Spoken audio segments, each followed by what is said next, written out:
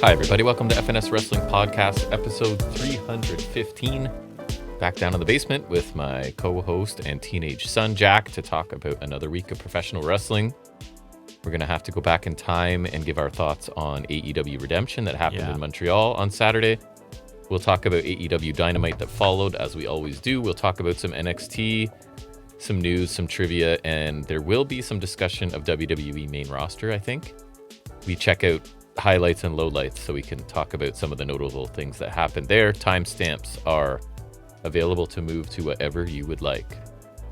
So for me, what have I been doing? I just got back from a night out with, I thought about this, made me feel kind of old. Friends I've had for how many years? 40. 35 years, because we met in grade 9. So friends of mine since I was in high school, just one of them lives just over an hour away, and then another one lives. Anyways, we met at the one in the middle, and we had a great time. He lives on the water, so we went out for a boat ride, checked out the river, checked out the lake that it was attached to, played some cards. My one friend Stitt brought our yearbooks from 93 and 94, so I think like grade 11-ish around there, so that was crazy to see all of the 90s fashion and just trying to remember certain people, and Stitt probably remembers the most, and then me, and then Paul, my other buddy, remembers nobody. Like if they weren't in his immediate circle of friends, he has no idea who they were. Honestly, that's fair. Most people in high school are not worth remembering. Not super memorable. And then what else have I been up to? Playing lots of disc golf. Played a different course when I was up picking you up. Played a different course when I was on my way to Paul's place, but it was pretty fun. So that was cool. And the boys are descending, and you're getting ready to go to see Spider-Man. Have you heard anything about it yet, or is it? I think on Rotten Tomatoes it got 93. Really? Okay. Usually these movies have been pretty good. So you're optimistic. The last Spider-Man movie was the one with all three of them in it. So. And you got tickets already? Yeah, because it's one of those ones where it'll actually be popular. Right. Where are you? When are you going? Tomorrow? Tomorrow night after work, so that'll be great. That's fun. That's a good day for you. Are all three of the meatheads coming? Yep. Nice. And are they staying here or No. Hudson's? Yeah. Perfect. That's the great answer. Yeah. And yeah, we've got a long weekend coming up here in Canada, and I believe it is Meat Fest on the street. Do you work Saturday? No. Depends what I'll be doing, but I know Mom mentioned Meat Fest. I think it is Meat Fest, yeah. So we'll see how. I'm contemplating volunteering our backyard for one phase of it. I don't want it here all day, but if I were to say like, come for the afternoon and then whatever, and then we'll descend down to Richard's place for the dinner. Yeah, that's aftermath. Fair. It puts an end time, right? I just don't want to be the host when people are here until 2 a.m. I feel like everyone that's going to end up being Meat Fest is not everyone that we like to host. Meat Fest is opened up to a wide variety of people, which is not our forte of hosting. Our forte is very big, very exclusive, unfortunately. Lately, my thing is when I invite my friends over, I'm selective. Same. And I'm like, especially with like some people that I had over at parties last year, I was like, well, I haven't really seen them at all since then. They're always doing their own stuff. And a lot of people, I'm like, sometimes I'm very wary of people just being excited to come because it's like, pool and whatever. I'm like, I'm not a venue. So that's right. I'm very selective. Yeah. And the core group would be glad to have over. To be fair, I haven't seen the full guest list because it's on social media and I don't have any. So your mom's been checking that out, but we'll see. Yeah, she's your man. I've been messing with the pool today. We'll see if I can get it looking good, and then I'll figure it out from there. It'll be a quick change of venue for a few hours if we decide to do That's it. But true. anyways, we'll see. So Meat Fest is happening, and then long weekend. So I don't know. That's about it for me. Anything you want to discuss? I'm old now. You are a year older. That is true. You had your birthday. Legal. I got blackout drunk. Yeah, legal to drink in Canada, not the States. I don't care. I'm not going there. The plan was to go downtown Toronto, meet your uncle, wander around downtown, go to some shops and stuff you wanted to, eat good food and whatnot. But the forecast was bleak to say. It ended up being okay. It did. Same as when I went to Paul's. It was supposed to be 100% rain all day, and it was gorgeous. When I was in Peterborough for the weekend, it was fine too. So it's like, I don't know. So we went with the contingency plan, which was also going out and doing stuff. Maybe not as exciting, but still good, and ended up meeting your uncle for a meal. Yeah. Did some shopping and, I don't know, things that you wanted to do. So yeah, you're officially can drink in Canada now. Congratulations. Have I? No. But can you? Yes. If you want to. Will I? Probably not. We can actually turn all of the things we say into a drinking game now on live on this podcast, right? Every time we mention Tyler Rust, take a shot. We'll just have it ready. Now it's The bingo all card. participate. Yeah. All right. The bingo card becomes a drinking game. We've got a little bit extra to talk about, so we should probably get moving, I yeah? suppose. All right, we'll do that now. First thing, as always, some of the week's wrestling news and rumors.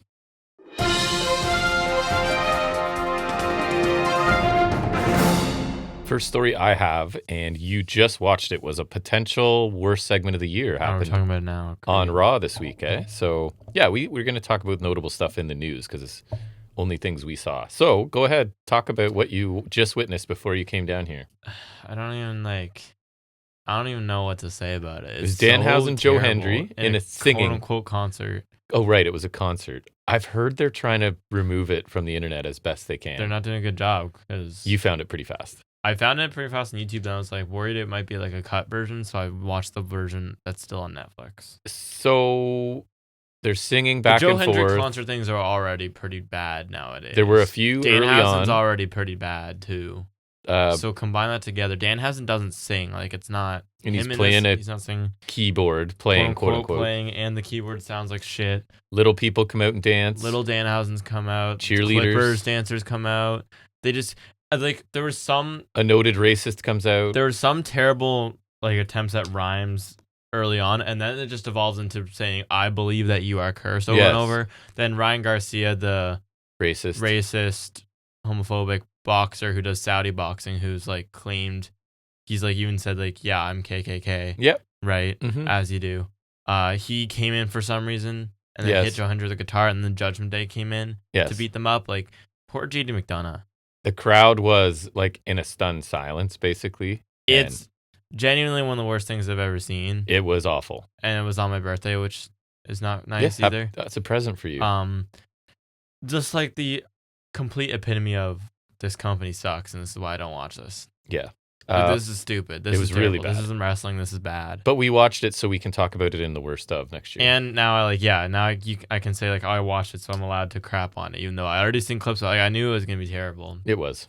And then, the worst kind of celebrity involvement, because even if he wasn't a shithead, who cares about Ryan Garcia? And we've talked about this before. I don't think there's a high correlation or crossover, or whatever the right word is, of UFC people to WWE people. Not even UFC. He's doing different Saudi Good boxing. point. It's Sorry, lower MMA, than UFC. MMA. Yeah.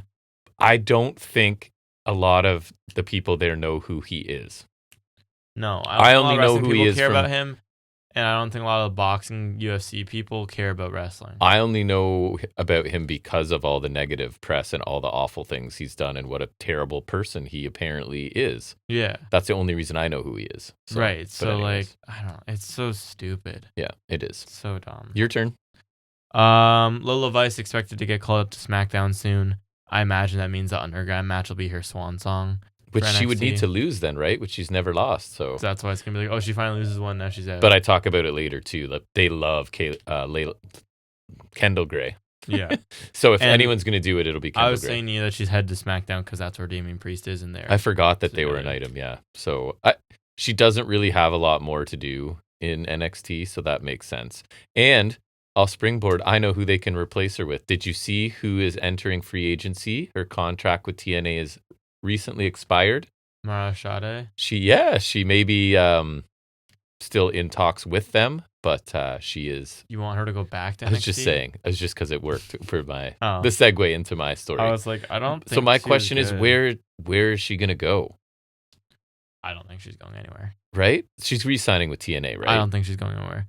The best thing she can do is get to NXT. Because I was wow, she's officially out and she's going somewhere. And there was no, she's still negotiating with them, because I don't know where she could possibly go other than the MLW. Right. Because MLW is probably the only significant American place lower than TNA. Yes, right now. Did you see the thing about Busted Open Radio? I did. They are now officially shills. Now WWE Radio. Yeah, they finally. It's nice to finally make it official. It is. And WWE claimed everything would stay the same. Of course, that isn't the case. It's being speculated they won't cover AEW shows or news anymore, and this is further corroborated by the fact that Thunder Rosa's 4-year run on the show has come to an end, so she's out. Yes. They haven't talked about Redemption at all, and it's just another way for WWE to get their hands on things, to control the narrative and get their narrative out there and get their viewpoint as the right way to go, and at least. And it means just Bully Ray gets to be more of a shill than he already is. He's already like insufferable, but now it's just like he's literally branded as WWE. Like it's so insufferable. So I listened to John Pollock and Brandon Thurston, who like have serious conversations about the business of wrestling and all that kind of stuff, right? And a few things were interesting. One, JR, I think it was them. They played a clip of JR before this even happened, saying, "I was listening to Busted Open Radio, and they don't even talk about AEW anymore." And they're like, he just was like, it's really weird if you're the one in charge of this production and you're really just a podcast or a station about wrestling, how you're not talking about the other major company. And then sure enough, like they've signed.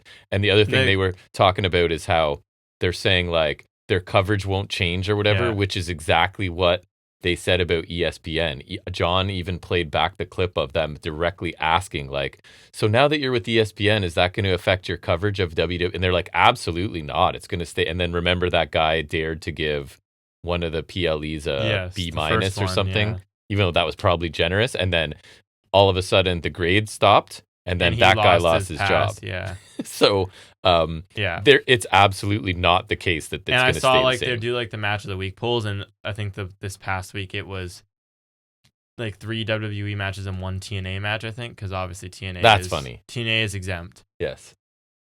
Like I don't know, it's just further monopolizing the game, I guess, and it's insufferable. WWE, I can't. I mean, like, I feel like any company monopolizing it is not the best thing ever. Like even if it was AEW, if they did to this extent, it'd be a little bit. You need variety. It is amplified for me when it's WWE because their product, their style, their their blatant money grubbing way of doing things is so insufferable. Like if there's any company I'm gonna have the most issue with monopolizing things, it is them, and that's what they're doing. Yeah, because their quality be damned. It's just like a revenue. And I was telling you, I watched Jack the Jobber's video on YouTube. I feel he was saying like they might be doing it deliberately, and I don't disagree. It's a bit of a conspiracy theory kind of thing, but I wouldn't put it past them because I was saying to you, if they over time are deliberately conditioning their fans to expect or to be like content with a worse product, then they have to put in less work and less effort and maybe hopefully for them less wrestling, right? Like if you condition your fans to be okay with this Danhausen Joe Hendry concert slop, then you can just do that every week and the fans will be happy. But I don't think they'll ever be okay with it. Or if it still makes the money, they will. I know, but they're risking any sort of growth, which I don't think they care about growth. I think it's born out of incompetence, not it could be, but intention. I don't trust them.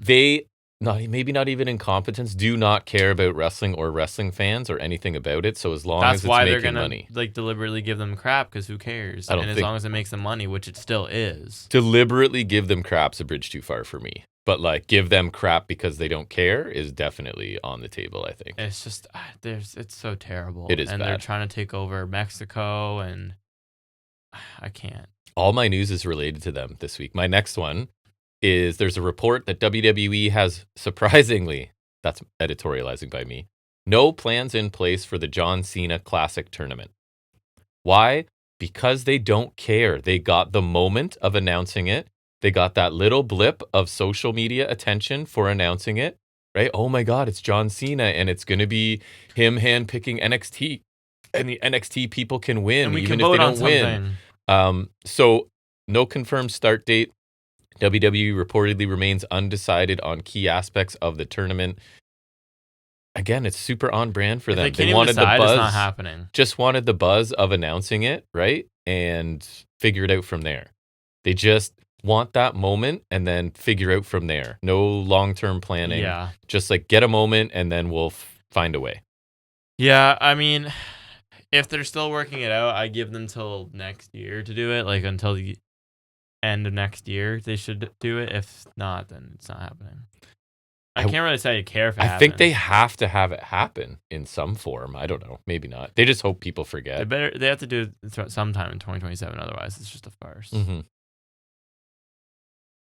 It's you. Okay. Last one I have is Ilya Dragunov and Jordan Grace are reportedly leaving soon. I think their contracts are almost up. Freedom. I really hope it means good things for Dragunov. Me too. He is so awesome. I was just saying to you, I kind of hope that happens to McDonough because Poor guy. Dragunov would be good in Japan too, unfortunately. Dragunov would be great in New Japan. Yeah, He would, and we wouldn't get to see him much. So that's but I'd watch some matches because we can watch New Japan. It's just I don't. And Jordan Grace is 100% the signing that just so AEW couldn't have her, right? Because they did nothing with her. Even in NXT, they didn't do anything with her. Yeah, she didn't even win the title, No. which I thought was going to be a lock at one She point. did nothing. She didn't need any developmental. Went down there, did whatever she did. Got a worse theme song. Main roster never did a thing. She challenged Cargill for the belt. How long has she been there? Since at least January. So her contract was what, a year? Super short? Oh, in WWE in general? Yeah. Yeah, I want to say main roster. She's been here since this January.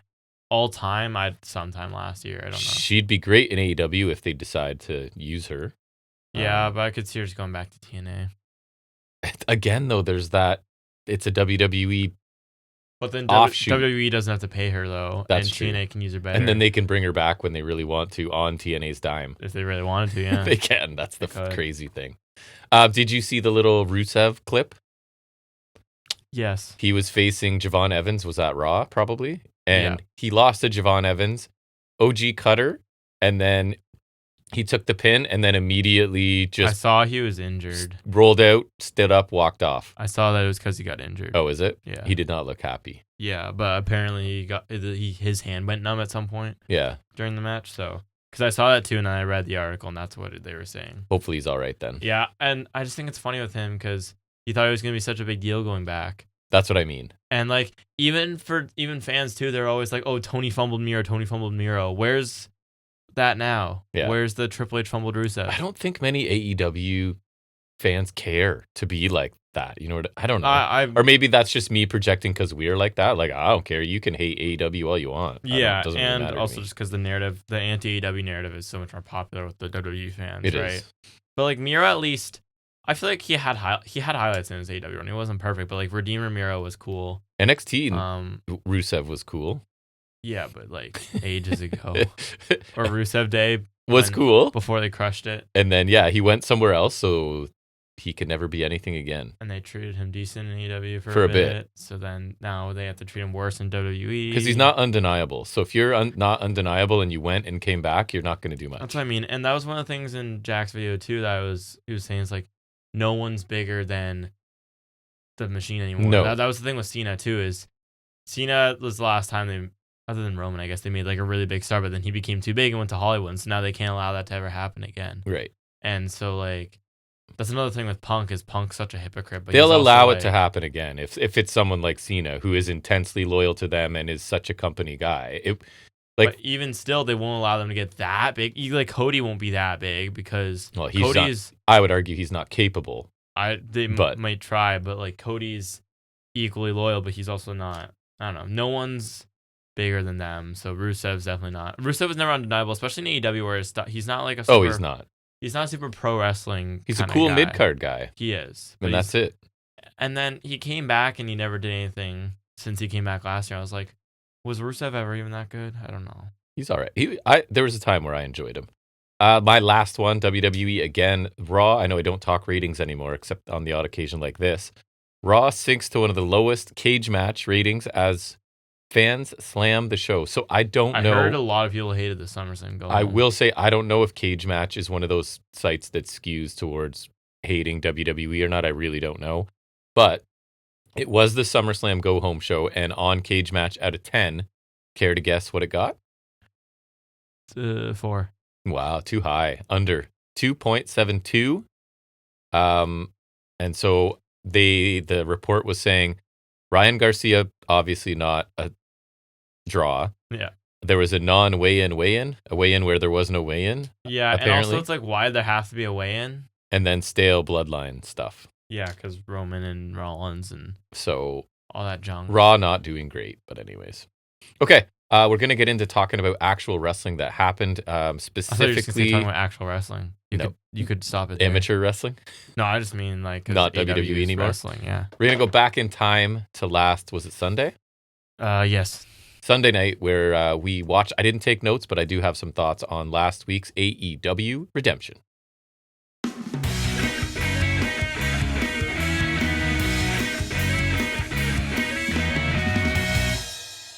Okay, I have a couple questions for you about Redemption right off the bat. Cool. One, maybe only one. We'll see where it leads. In hindsight now, would you have kept this pay-per-view? No. Okay. Nah. Or, second question was, Maybe. would you have just booked it, organized it differently? Like, Yes.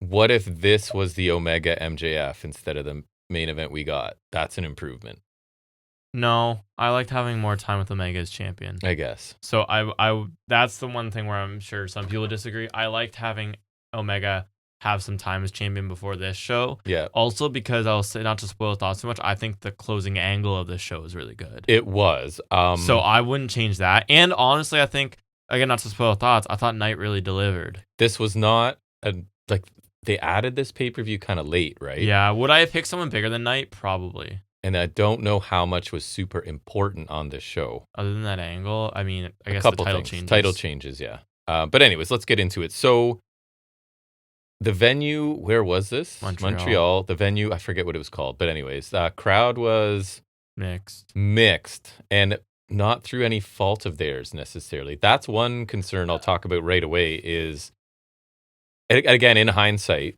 the order of these matches was poorly planned because there was a very clear lull. Yeah. That we didn't get out of quickly enough. No, and I think there were just there are different matches I would have probably done too. Or I would have made some changes to some matches, I think. Well, let's talk about it along the way. First match, the opener, which I did not really have any problems with. The 6-way ladder match for number one contender for the international championship. I agree. This was a good choice to, like, if I'm restructuring the show, I'm keeping this one here. I'd have no problem with this. So it's Perry, Mordos, Commander, Nick Wayne, Clone, and Mike Bailey. Amazing reaction for Bailey as he is a French-Canadian boy. That was really cool for him. So that was great. Obviously, there's like tons of fast-paced action, ladder spots. We did get everybody kind of awkwardly goes up to the ramp, right? And they put up a really big ladder. Bailey does It was pretty convoluted in its setup, but it ended up being executed well. So moonsault from Bailey off the super high ladder onto everyone, and then Perry quickly follows up and does one too, right? A few memorable things, and then if you have anything else, feel free to add. Springboard cutter on the apron from Nick Wayne. Commander doing his rope walking thing to drop kick Mordos, I think it was, who was climbing a ladder. Yeah. Clone hits a diving foot stomp through a table. Commander did another rope walking dive, hit Wayne through a table. That was insane. That looked awesome. Crazy Nick Wayne Phoenix splash. That was probably my favorite spot of the match because he did it so clean. From a ladder through a table. Destroyer from Perry through a ladder, right? That looked really cool as well. So lots of crazy spots in this. We do end up, was it Bailey hitting the Ultimate Weapon to Mordos on that ladder bridge in the corner, right? So Hometown Boy picks up the win. Which I called that. 19 minutes and 40 seconds. Who did I pick? I think you agreed with me, but I don't remember. Do you have that? Well, you got to be ready for over-under accurate, too. If you don't have that ready. So we both took it at 5, so actually kept us at a dead tie. I think this is when you sort of talked me into a little bit. I think so, because I could just kind of see it once I knew it was Fletcher Speedball. So as you said, sets up an awesome match for next week, right? At, what is it? Bash in the something Mexico. Grand Slam Mexico. So it is the third match in a series, right? Yeah. So that should be an absolute show stealer. Give them the main event slot. I really like this match. I thought it was a no ton of Meltzer fun. for this. No Meltzer. I thought it was a ton of fun. Yeah, it's the perfect, like, just get the crowd hyped opener. You know, there's only a couple guys who could possibly win this match, but it was still very fun. I really thought it was only really down to Speedball and Perry. I agree. Those were the only two guys that I thought was going to win. No, because I feel like it had to be a babyface. So yeah, it would have been Speedball or Perry. Very good start to the show. Very entertaining match. Over under accurate. Yeah, I liked it. It was cage match at 7.66. I'm slightly over. I went 4 stars with it. It's hard to rate these. There were so many of those crazy table stuff. That's true. They did really kill it. Yeah, I'll go 4 then. I think it was worth 4 stars. They're kind of tricky to rate, but I did enjoy this. Strong start. Next we go into tag team match, right? It's the Young Bucks taking on the Death Riders. This version is Mock Spray, and Shafir's there as always. So the story of this was Nick Jackson, right? He and Ospreay like collided heads early on. Right. And Nick Jackson's kind of out of it, and probably the ref looks stupid because obviously with any sort of head injury, you would just stop things. But anyways, this was Nick Jackson's clearly been knocked loopy. Will Ospreay be willing to capitalize on it? Because this is exactly what Moxley has been saying, right? You have to pull the trigger no matter who it is and no matter what the situation. Basically, Ospreay can't, right? He does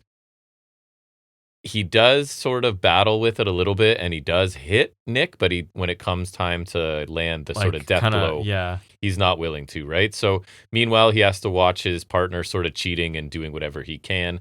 And just as Ospreay's considering an attack on the head of Nick, Moxley enters the fray and pulls the trigger instead for Ospreay, right? Which has become the thing, you can't pull the trigger for me, is basically what it was. So Ospreay and Moxley kind of disagree here. Young Bucks then just kick Moxley 1,000 times. They super kicked the crap out of Moxley. A million times. So it was the story of Moxley trying to get the killer instinct in Ospreay not really having it, and sort of that. Or not wanting to do it that way. That coming to a head. So I thought that was really good storytelling within like a tag team match. I agree. Ospreay's reluctant.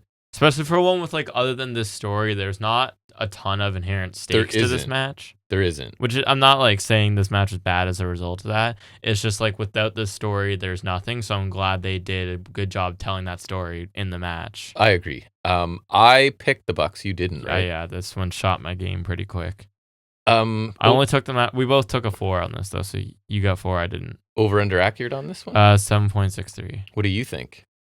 I mean, I like this. I feel like it could have hit a bit of a higher gear, and I was hoping for a different result, obviously. But in general, I liked it because I thought they told the Nick Jackson storyline well. Obviously, like you're like, and if it's real, the ref's stopping right away. But we know it's kayfabe, so like I'm not gonna be like, oh, because then that would just be boring. Like if I know it's fake, that's fine because then it makes for a good I think story. They had to do it. Obviously, if it's real, then and the match stops, I'm like, oh, okay, I know it's real, it's fine. But if it's fake, that's fine. Like you can just argue the Bucks are valiant baby faces. They're gonna keep going. You know what I mean? I was gonna say and they're EVPs, but they're not. And Matt can like fight them off while Nick tries to recover. Right? Like it's not.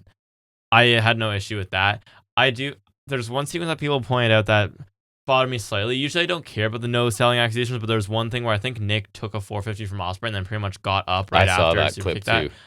I didn't love that. Yeah. That felt a bit egregious to me. Usually the Bucks, like in Ospreay, when they're doing that, they do a good job of like making adrenaline. Yeah. And usually there's these kind of sequences flow really well. I thought him taking a 450 and then pretty much getting up. Yes, I saw that. I was like, that one was a little. It's a nitpick of this match. Obviously, that's one spot, but it's one of the rare times I'll agree. Like that was kind of a bit of egregious no selling, in my opinion. But in general, I like this. I thought like the finish and everything was well done. Moxley took a crap load, and it does make sense. While it's not the story I was hoping to go with or expecting. I'm not gonna lie, I'm not saying it doesn't make sense for the Bucks to win here. Yep. And then we'll obviously get the Death Riders thing further later on in the show, but I liked it. If I had to rate the match, I'm not sure if I liked it better than the opener. I didn't. I'm accurate basically. I said 3 3/4 felt right to me. Just beneath the opener. Yeah, I'll agree because I was gonna say maybe I'll do a 4 stars just a little below, but I don't know if it's quite there yet. I agree. Next match, on paper, we thought might be match of the night, and I feel like it probably was my favorite match. That was it's either this or the main event, I think. International Championship, Kyle Fletcher defending against Bandito. But Fletcher was wearing boots instead of kick pads, and it just ruined my whole night. Sure. He was wearing like a maroon and pink gear, and he was wearing boots, and he just wore like tall boots with laces instead of wearing kick pads, and the kick pads look so much better. And then I feel like it makes sense to have kick pads if you're going to be like, kicking people with your shin. It's like he should be wearing kick pads. So the fact that he was wearing laced boots was really weird. Didn't matter to me at all. Didn't even notice if you didn't say wasn't anything. the worst ring gear I saw all night. But I don't know who you're referring to either. You will remember when I talk about it. Probably.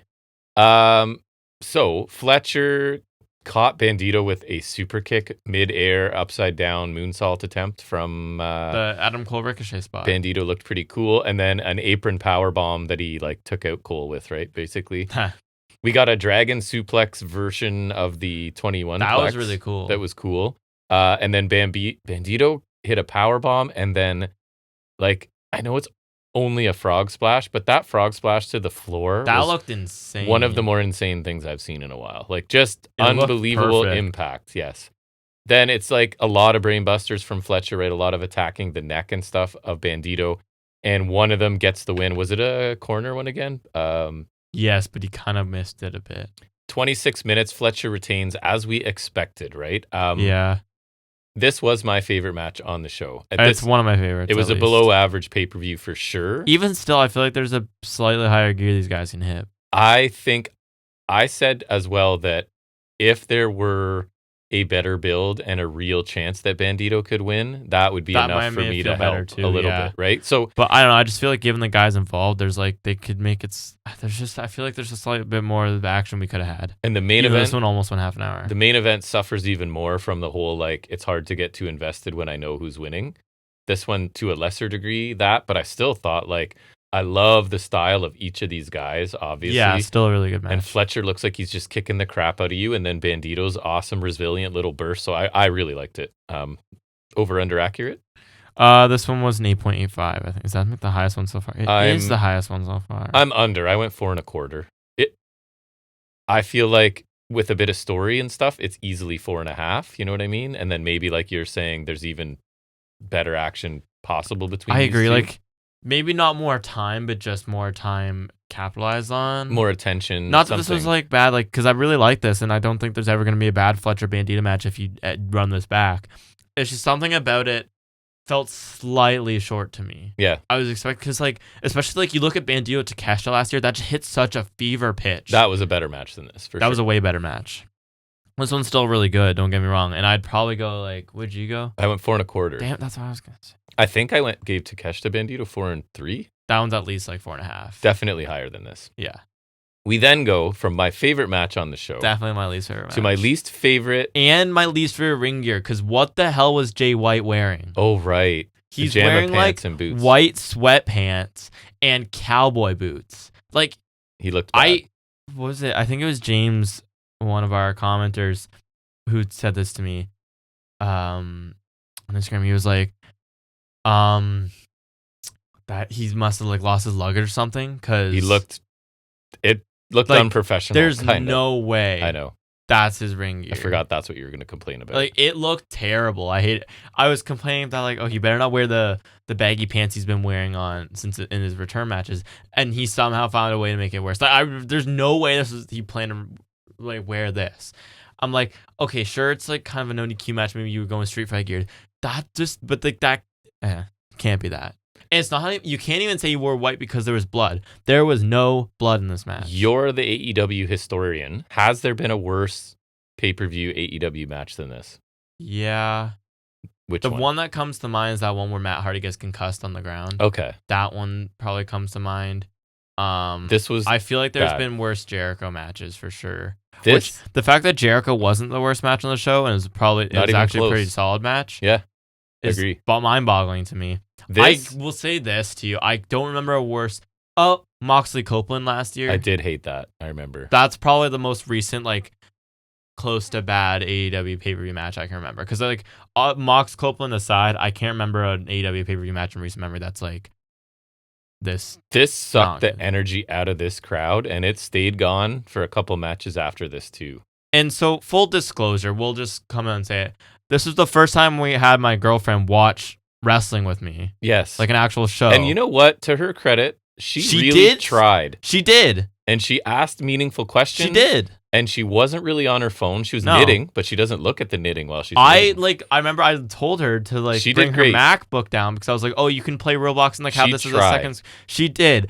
And I told her later on that AEW pay-per-views are usually better than this. I couldn't hear This is not a bad show. No, it wasn't.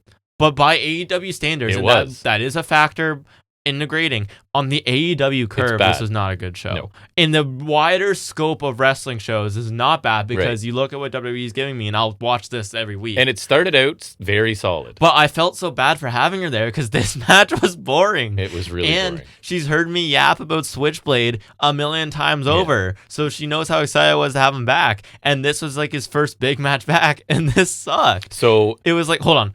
I put this in our best and worst of. I'll read what I wrote because that's usually a helpful bit we like to do. So I only have 2 matches in my worst category so far. It's this and Tekla Thunder Rosa from Dynamite in March. Anyways, I didn't write a lot. I kept it mostly general. It was a really boring and slow-paced match where they struggled to work around the chains a few times. They did. Killed the crowd, and there wasn't much interesting action. And the chain offense was all basic stuff like punches, clotheslines, a lot of whipping and choking. Like, there was such little actual action. It was crazy to me. And it astonished me how much they tripped over the chains because, to my memory, it's never been that bad. Like I just mentioned to you, the dog collar match with FTR Briscoes, that was a great match, and I don't remember them struggling that much. The strap match with Danielson Starks, that was a good one. You had the dog collar match with Cody and Brody Lee, that was good. Punk MJF, I don't like Punk, but that was a great match. There's so many times where they've done the dog collar or strap stipulation a million times better. I don't understand why this one was so bad. I was listening to Poison Rana while I was disc golfing today. Fellow wrestling podcasters we've met a couple times in the city, and I think it was Braden was saying, like, it felt like they had planned out this match and then went, oh guys, we forgot we have chains attached. Ah, crap, we'll just go figure it out, right? And like, you know what, I could see that because there were so many times where they had to just like struggle didn't do figuring anything out how to move the chains around and everything, and I was so confused as to, like, it was just so clunky. My summary was boring. They whipped each other with chains, they choked each other with chains, and they whipped each other with chains again. I'm not really sure if anything else happened in this very disappointing match. There was one solid near fall where they were like choking Juice in a submission, and like Jay White was kind of hung over, or like Finley was out on the outside, so he was pulling Jay White back so he couldn't break it up. I thought like that was a decent like near fall kind of spot, but other than that, there was zero drama here. And honestly, it kind of makes me worried for any future feuding between them because I was like, I was into this feud. And it was the only notable... This is one of the decently built matches, I thought. Memorable thing is, remember Jay White almost dying on a Dominator, I think it was? Yeah, Finley almost killed Switchblade. And then he wasn't on Dynamite. They just said he wasn't there. So if Jay White is hurt again already, I think I'll actually cry. So Garcia and Yuta show up and interfere. Yada, yada, yada. Finley hits Yuta with the shillelagh. Yuta? Or sorry, Finley hits somebody with the shillelagh. Maybe Juice. And I think you're right. And the Dogs win. Took the pin. This got 19 minutes. No reason for that. I'm going to be honest. So as I'm looking at the times on Cage Match, I'm surprised that Fletcher Bandito went almost half an hour and this one went like 9 minutes less because this one felt way longer than Fletcher Bandito. It was a slog. This one felt way longer than Fletcher Bandito. I might be even being generous with my grade on this. What is over under accurate on this? 4.48. So that's like a 2.25. So I'm at 2.5. I think 2.25 is probably a better, honestly, now that we talk about it. Yeah. So I don't want to be too mean on this, but at the same time, it's just so boring. 3 stars to me is like it was an average fine match. And this was definitely below that for sure.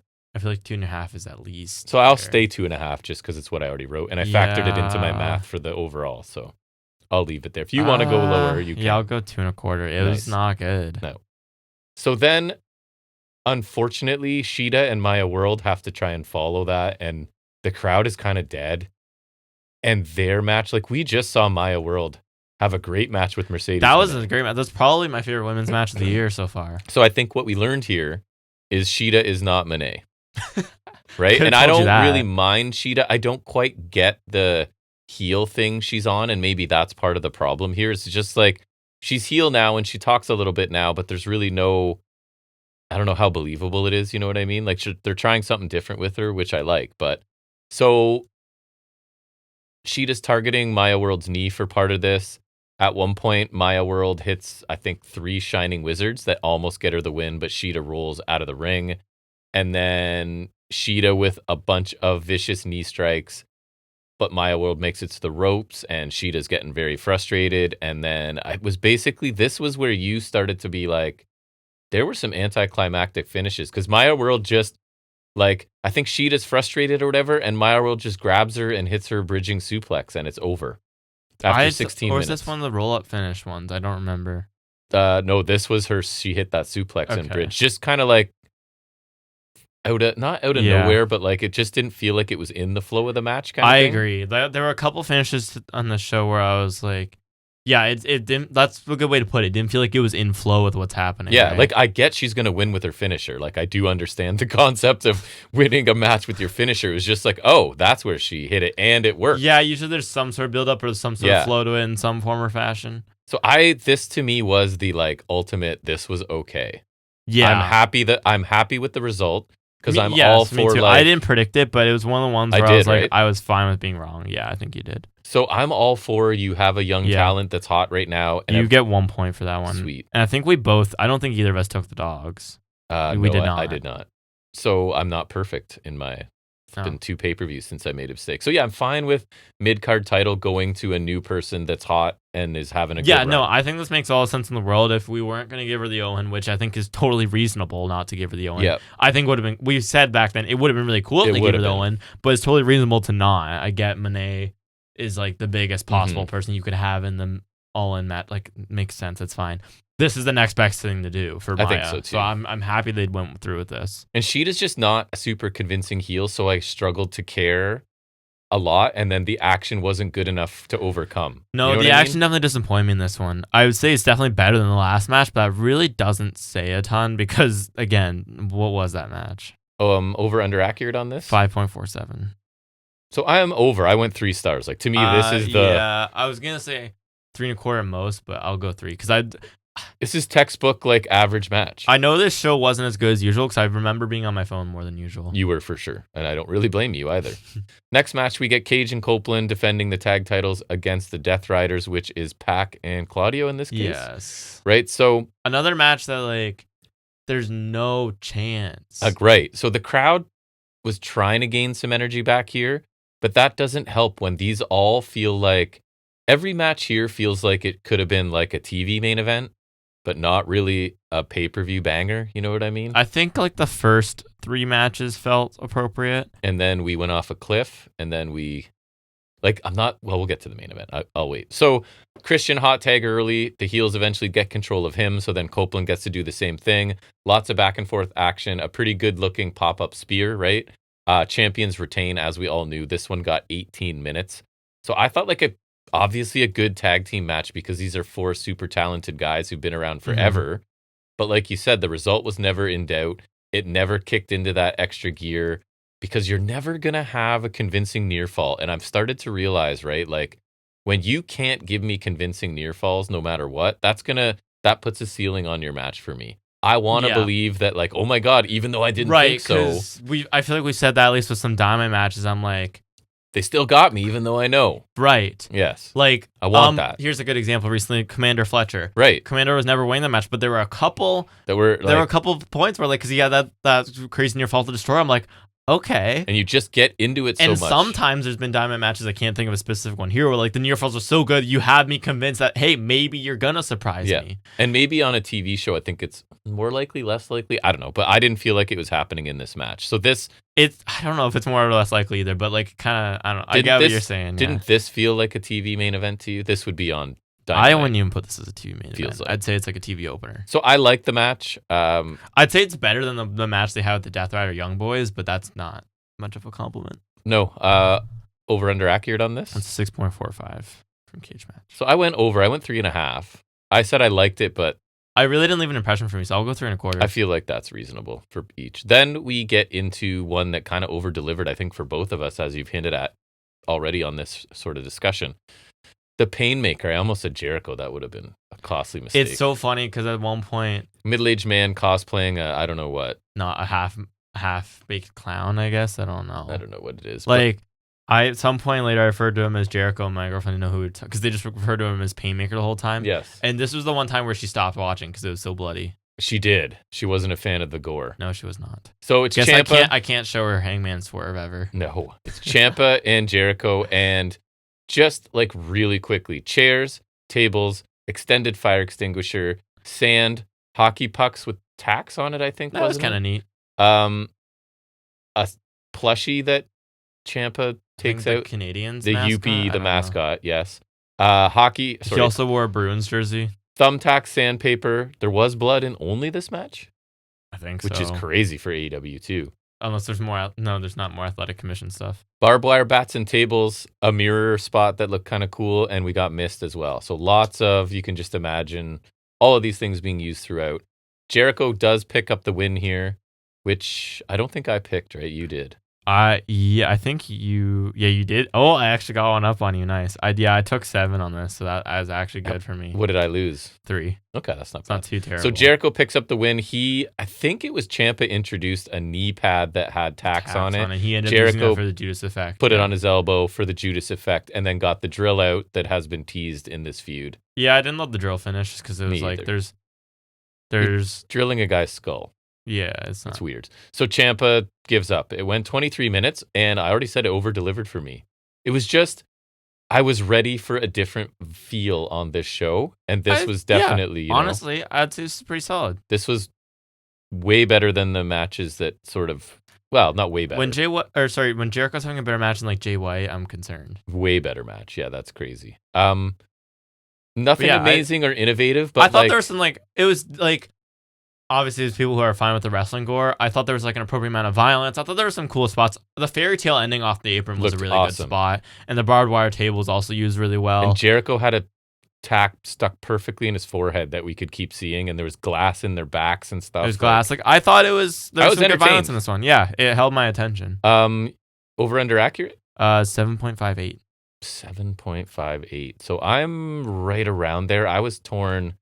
I gave it 3.5. I think I could go 3 3/4. Could be 3 3/4. Yeah, I think that's nice because it was a pretty solid match and it was better than other stuff we got. So and we weren't. I'll be happy with it. But again, it's one of those things like the lead up all is terrible, and I don't think Ciampa's going to get anything out of it. But at least the match was good. You know what I mean? I honestly feel like Ciampa could have gotten off a lot worse with the chafe. Like he got the first win and he got to have a pretty good match. True. You think they're done? I hope so. Feels like they should. It feels like they're done. Where do you go after that? Yeah, it feels like they're done. And honestly, Ciampa did get the best of the chafe, where you get off scot-free and you're at least not worse. And it wasn't like 9 months long either. No, it's only been like a couple months, which is like I said, he got a mild chafe. He got mild chafe. He got the low end of it at least, at the very least. So the next match is for the national title. Not that I know, but because I looked it up. Andrade is taking on Davis for this one. New entrance, new theme song for Andrade.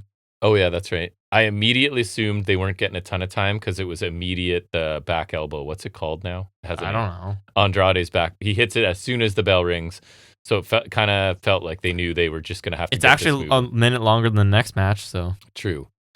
Davis obviously takes over with his power and just kind of slows things down and is also working over Andrade's leg a little bit. Andrade hits a moonsault to the outside. The crowd's chanting for him to take his pants off. He does. And goes for a splash after that. Davis gets the knees up. Andrade eventually, for the finish, another of the back elbow with the kick fake in the back elbow. Boot fake back elbow. And his DM for the win. It did go 16 minutes, and I liked it quite a bit. I liked it. But again, could be a Dynamite main event, I feel like, right? We did at least get a title change. It definitely could have been a Dynamite main event. It might have felt like a step above that a little bit. Like, I thought it was good. And at least this one, like... I was just really happy for Davis to get a singles pay-per-view match. Like, that's great for him. And you're furthering the story. Andrade takes something away from the Callis family, right? Which is part of what he wanted to do here. Wins his first title. But if you're Andrade, man, like, a couple weeks ago, you were in the world title scene, right? And now you're, like, a champion of a... That's why I didn't want him to win this. But I think, like... As we're getting to All In, it's like we have to hit a pause on that whole scene because we've got such an in-depth story. It's so clearly, Ospreay Omega right now. We've got such an in-depth story with those guys in it that it's like pause on the other 6 guys wanting the title for now, which I get. It's fine. Yeah, Andrade looks great with a belt, so I really liked the match. I thought it was great. Like, Davis is such a quality hoss, and Andrade is also excellent. I thought like this one was just generally really strong action. I think could have hit a bit of a more exciting pitch towards the end, but other than that, I thought this was a pretty quality one. Yep, over under accurate. 7.05. So I'm a little over. I went 3 3/4. I like this better than that. Like not a 4-star match. Yeah, I could probably put comparable to the last match. I'd say, that's fair. I think so. Then we get what I would suggest, and you said it, I think before. Should have been the main event. Because this is one where, to like harken back to your point earlier, you could have had a lot of near falls. I don't remember I don't remember any specifically being like super gripping to me, but this is like the match where like if there's gonna be those near falls, this is where we need to go. Like this should have gone 10 more minutes. And by the way, didn't I take Andrade and you did not? I did not. I was betting on MJF to come back. Nice. Okay, so it's Willow challenging Tekla for the women's championship, and Willow has a bandage on her ear and apparently is... What happened to it? It got injured. I think it was because we weren't sure, but I was like, I'm pretty sure she hit her with the mic from that segment. Oh, right. She did hit her in the head with the Right. mic, if that's what there's. So Tekla's attacking that, like biting it and ripping at it and gouging Willow's face and really, really just trying to heal it up against this like top-notch baby face she's got in there. So really good back and forth action along the way. Willow missed a moonsault, hit a big power bomb, but then Sky Blue showed up, right? She puts Tekla's foot on the ropes. Tekla hits a spear. Willow bounces back quickly with a roll-up. This is where I think you weren't the biggest fan of this finish. Yeah, this one came out of nowhere for me. 17 minutes, Willow rolls up Tekla for the win. I thought it was a really good match, an amazing moment for Willow, not even to mention what's going to follow on Dynamite, but a great moment for her. She's pretty much been in AEW since the beginning, right? And fans have been clamoring for her the whole time. It's been a long time coming, right? So I will say, though, like, I really like this match, and I'll grade it accordingly. But having a little tiny heel against the big powerhouse babyface, and the crowd is still really behind Tekla, too. Like, don't get me wrong, they love Willow, but the crowd likes Tekla, too. Mm-hmm. So the dynamic wasn't exactly where it needed to be, but I thought it was a really good match. But like you said, the finish is anticlimactic, right? Like, it just kind of... I was hoping Willow would have more of a definitive win over Tekla. I agree. That was the other thing that bothered me, too, is like the backside came kind of annoying. I was like really happy. I was like, oh my God, she did it. Great. But then at the same time, it's like I would have loved that big, emphatic, dramatic finish. One that, like, again, the backside kind of like wasn't super in flow with the match, I thought. And I thought it would have been like a perfect spot, even if you ended it there and it was a little anticlimactic. At least you could have done a backside roller through, then gut wrench power. Like her finisher's a perfectly fine setup from that, right? Yeah. So it kind of bothered me that we did a backside there. I don't know, and it wasn't either because it didn't bother me as much when Statlander won via roll up in the 4-way when we were there live, and I thought that was really great too. But you're more desperate to get a. That's a 4-way. You're more desperate to win. And it's also like, I don't know, it wasn't built as much as Willow's. And Willow's wasn't built a ton either, but just, I mean, in the overall grand scheme of things, we've been building up to Willow winning the title for a long time. We have. So to have it come like that was a little bothersome to me. Finish aside, I thought this was a pretty good match. Me too. Like, both of them are excellent, so I was happy with it still. It should have been longer, like I said. This one should have been longer, should have been the main event. Granted, I think to justify the man being the main event is the angle, which I think is fair. You could have bumped the dogs down to 12 minutes and given this one like 25. The dog should have been less time, right? Not longer. That's not what I meant. Over under accurate? 7.24. I'm pretty close. I went 3 3/4, so like 7.5. That would be. Yeah, I agree. It's not quite a 4-star match, right? Like that's what I mean. It needs more time, and I feel like some more drama, and it really could have hit that 4-star tier. Yep, it's in there. There's a better match. There's a better match in there. Yeah, if Willow stays champion after All In, I would really like to see a rematch of this. So my question is, what happens to Tekla? I feel like she's kind of the victim of getting hot at the wrong time, because I think the Willow injury kind of set off a chain of events. And Tekla, I don't know if this was the plan for her all the time. So she got super over, right? And people love her. But there was a larger story they're going for there, which is Willow Monet. So what does Tekla do now? That's the thing. With MJF, I'm like, okay, he can feud with Andrade. There's like plenty of things MJF can do that are worth his time. Tekla, I'm not. Yeah. I heard a rumor that for All In, and it'll be a quick build, obviously, Tekla Kyrie. Kyrie comes in somehow. Is she a Stardom person? No, she's not anywhere right now. But was she a Stardom person? Before she came back to WWE, yes. Because then maybe that, how Tekla hates everybody's Stardom. I don't know. I just want Tekla to stay high profile because I think she really proved. I agree. Like she deserves some sort of marquee match. So now I'm worried that she's a victim of like, you got hot when we had a major plan already in the chamber, So I don't know. We'll see. Main event. The final match is Kevin Knight challenging for the AEW Championship against Kenny Omega. It's the biggest match of Kevin Knight's life, but on paper, again, it doesn't feel like a pay-per-view main event to me. Only because of there's no universe where Kenny Omega... They've announced the main event for All In, for God's sake. Yeah, that's the thing. Which isn't always a killer, but in this case, when the match you're building is the trilogy ender of Omega Ospreay. Like, poor you're Kevin Knight. done. And again, like, it's not even because he's mid-card champion or he's on the rise. Fletcher was in this exact same position almost a year ago. Yeah. And it worked, even though, like, realistically, I didn't think there was any chance Fletcher was beating Hangman. But I've said it once, I'll say it again. Knight right now is not Fletcher last year. He's not. Fletcher was more of a finished product. Fletcher was more of a finished product and also just undeniably on the rise. Knight, I think, is starting to be on the rise. Yeah. But I also don't think he's like, even upper mid card yet. Him as TNT champion, I think, is this perfect spot right now. Fletcher is undoubtedly upper mid card main event level. Knight, no. And he was really good here, and it's going to sound like I don't like this match, but I do. I think it was a really I remember you good said to me match. in the moment after, but you were like, oh, that was actually really good. It was. And I agree. I thought it was a really strong match. So Knight attacked Omega before the bell. We get a Snapdragon on the announce table, and obviously Omega gets the one-winged angel. I don't know if you remember anything else specific. This one got 25 minutes, I thought basically. the finishing spot was cool because you know when Knight does like the leapfrog over and he'll do like slide and jumping clothesline. Omega caught him flush with the V trigger. He did right before the one-winged angel. So I thought that was great. And you had Knight trying to cheat as well, right? You did. Yes. I don't know. The details are not there for me in general this pay-per-view, but I will say I thought this was a really good match in spite of its predictability. Mm-hmm. And it's like it is a really strong outing for Knight. It is. For a first pay-per-view main event, I think that's a really strong outing for him, and he should be proud of this match, right? Yes. But I wasn't a pay-per-view main event. I think there was never a chance to have, and Omega's thing is creating drama, and there's no way to create it here because you created more drama with Saber, right? Like, yes, for sure.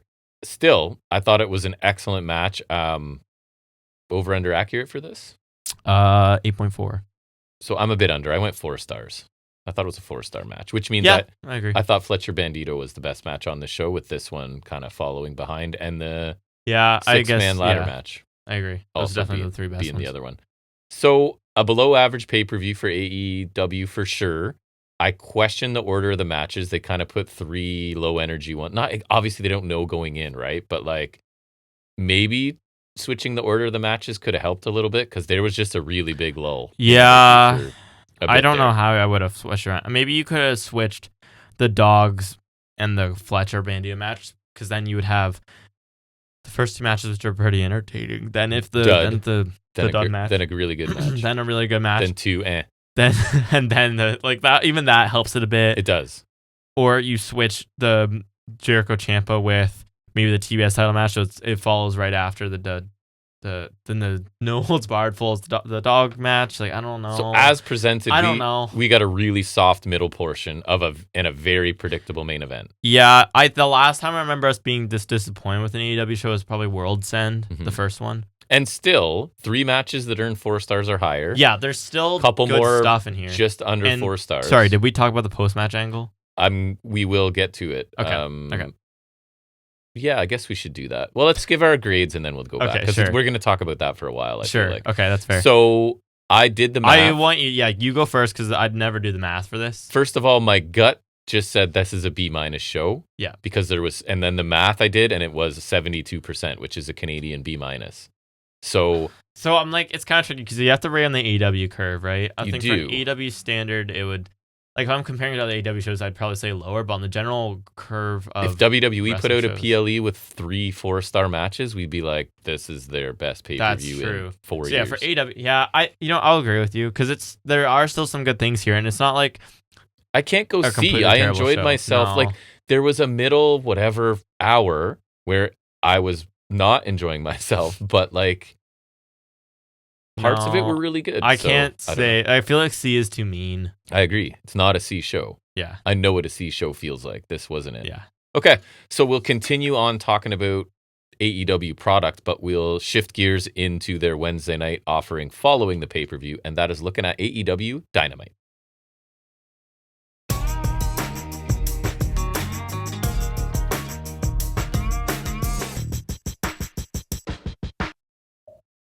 So I did forget after doing the grade, but it'll dovetail right into what we're talking about at Dynamite. So let's, you have a better memory. So talk about what happened after the main event at Redemption. So the Death Riders come in to beat up Omega.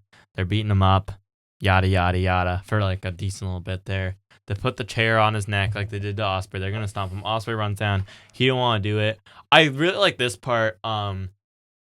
Yuta's like, oh no, it's okay. So he hugs him, and then he gives like Claudio a thumbs up behind Ospreay's back. I like that because one, I like that Ospreay saw it coming and stopped it. Yes. Two, it's a role reversal of when Moxley turned heel on Danielson. And remember, Yuta's the one in the dark because like it was either Pac or Claudio that was hugging Yuta, and then they killed Danielson, right? Mm-hmm. So I thought it was kind of a bit of a full circle moment to have Yuta be the one to like be doing that hug distraction kind of tactic. I thought that was kind of cool to have that kind of come back around. And then Ospreay's all angry about that, and he takes the chair off. And then that's when Moxley's like trying to make him do it. Then they do the bag thing first, right? Or was it then he fights the stars? Anyways, they also want him to do the plastic bag to Omega. He doesn't want to do it. He lays out Moxley. He throws the rest of them out of the ring and lays out Pac. Like Pac gets murdered with a hidden blade. Pac's just the best. So they're all taken out. Then Ospreay grabs the belt and he's like holding it for Omega. But then Omega gets back up and he sees, and we'll come back to this on Dynamite. All he sees is Ospreay holding the belt and with a ripped bag at his feet. Mm-hmm. So Omega's like clearly kind of worried about it. He takes the belt back and there's like a bit of tension, but then they kind of handshake and they're all whatever. Babyface is celebrating on the turnbuckles. Omega kind of circa 2016 when he turns heel on AJ Styles in Bullet Club. I was gonna say, did you know that apparently that was basically a shot for shot, pretty much the same? Yeah, he lays Ospreay with a one-wing angel, which that got some excitement for me. I really didn't expect that. So I really like that. I did too. It's basically, and it's gonna be what we talk about. And in a minute, I will say now, they elaborate on it really well in Dynamite. I think they do, and it's the thing that Mox has been saying this whole time is Omega pulled the trigger. Friend, yeah, he pulled the trigger. He did what Ospreay's not willing to do, which is why Omega's had multiple runs on top, which is why Moxley's had multiple runs on top, which is why Ospreay hasn't had any, because he's not willing to do what he needs to do, right? And so this is all been really well laid out, and it all makes sense. And so yes, it right into the opening segment. So go ahead on Dynamite. Yeah. So we kind of roll right back into this. We get the recap of this whole angle we just talked about. And what I really liked is we also get to see Angry Mox and Death Riders walking through the backstage, and they're in their locker room, and we see Moxley's watching. I love that. Watching the part that he wasn't there for. And going like, see, he's going to turn on you. Right. Like, I like that. Big ol' I told you so. And Moxley's showing Ospreay to like get him. And then he watches Omega lay out Ospreay, and then he's like, "This is what I've been trying to tell you." Exactly. From Omega's not your friend. Ospreay's trying to take his title, and so you want Ospreay to get it before he got him, but it's not over yet. And Ospreay may be the best in the world with nothing to lose. And I like this because it kind of proved Mox's point. I like him like kind of seeing himself kind of be right, I guess. Mm-hmm. Right? Like I don't know. I just thought it was a really cool angle to kind of recap it. And I think it's a necessary perspective to see, so I really like that choice of like, yep, they were sent to the back and they're watching, and Moxley gets to watch exactly what he said was going to happen, and exactly the flaw in Ospreay and I is think exposed. It makes things more interesting because Moxley, he's the leader of this ruthless heel group, right? But he's kind of right here, so it's kind of interesting. Because even babyface Omega is pulling the trigger because he knows that's what he needs to, you know what I mean? Yeah. And Ospreay's not willing to. And then so we see Ospreay outside. Renee's trying to interview him, but he counters the Death Riders and like this. Like it looks like it's like an alleyway under the bridge. It was really cool. I liked it. Garcia tries to call him Young Boy and talk to him, and he immediately gets decked with a hidden blade. Yes. And Mox is like holding back Pac. Mox asks if Ospreay is sure he wants to do that. Ospreay says Mox doesn't get to pull the trigger for him, like you were saying earlier. He says he's out, and he hands the patch back. Mox is like, "Is that so?" And it looks like Ospreay has it all figured out. Then they let Ospreay walk by them, and Hangman comes into the fray, which I thought was really cool. He's back. He says he knows what it's like to be in Ospreay's position. If he needs anything, let him know. Ospreay's like, I got a lot on my plate. He's like, he can't trust Kenny, so he can't trust Hangman either. So he's going to do it on his own. And Hangman basically says he's got this. So I really like this too, and I thought it'd be interesting to talk to you about since you've been the one really on the Moxley cult leader thing. Mm-hmm. What do you think about Moxley? Because he was like holding back Pac here and not like getting angry at Ospreay.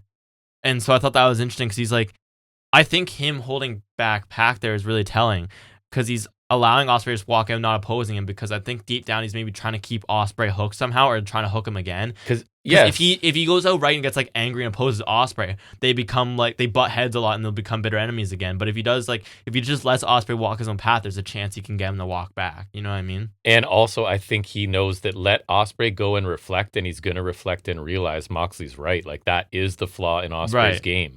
Like, and if Moxley is trying to really get him to the title, like, this is all part of kind of the process. Yeah, right? he's trusting the process kind of thing. So I like that because it feels like Moxley's still kind of playing the mental game here. Right. He knows that Ospreay needs to get to that point for All In. Like, he's still not there, as evidenced by what happened at Redemption, and he needs to get to that point. Yeah. Yeah. And I like seeing Hangman here too. That was a nice. And I think Hangman, because, and again, it's more of this, Ospreay now struggles to make friends, right? So baby faces he thinks are hurting him, like Omega, and heels are kind of helping him, but they're also having problems. So he really can't trust anybody, heel or babyface. Yeah. And it's supposed to be this is all adversity, and Ospreay has to do it all on his own, and hopefully culminates in winning the title, right? So I think this story's been really interesting, and I'm not always big on the Death Riders, but you were hestant with this because when Ospreay started training the Death Riders, you were not in on it. No, Moxley as like this cult leader.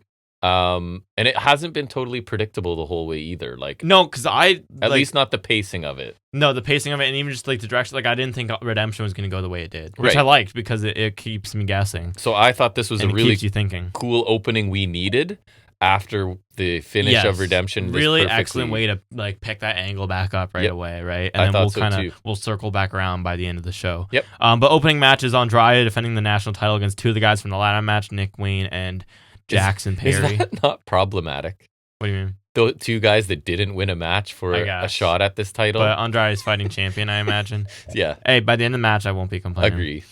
Perry hits a wheelbarrow bulldog to Wayne on the floor, then Andrade with the slingshot plancha. Wayne sliced bread to Andrade on the floor. Perry diving Hurricane Andrade off the apron, then Wayne with a diving destroyer on the floor.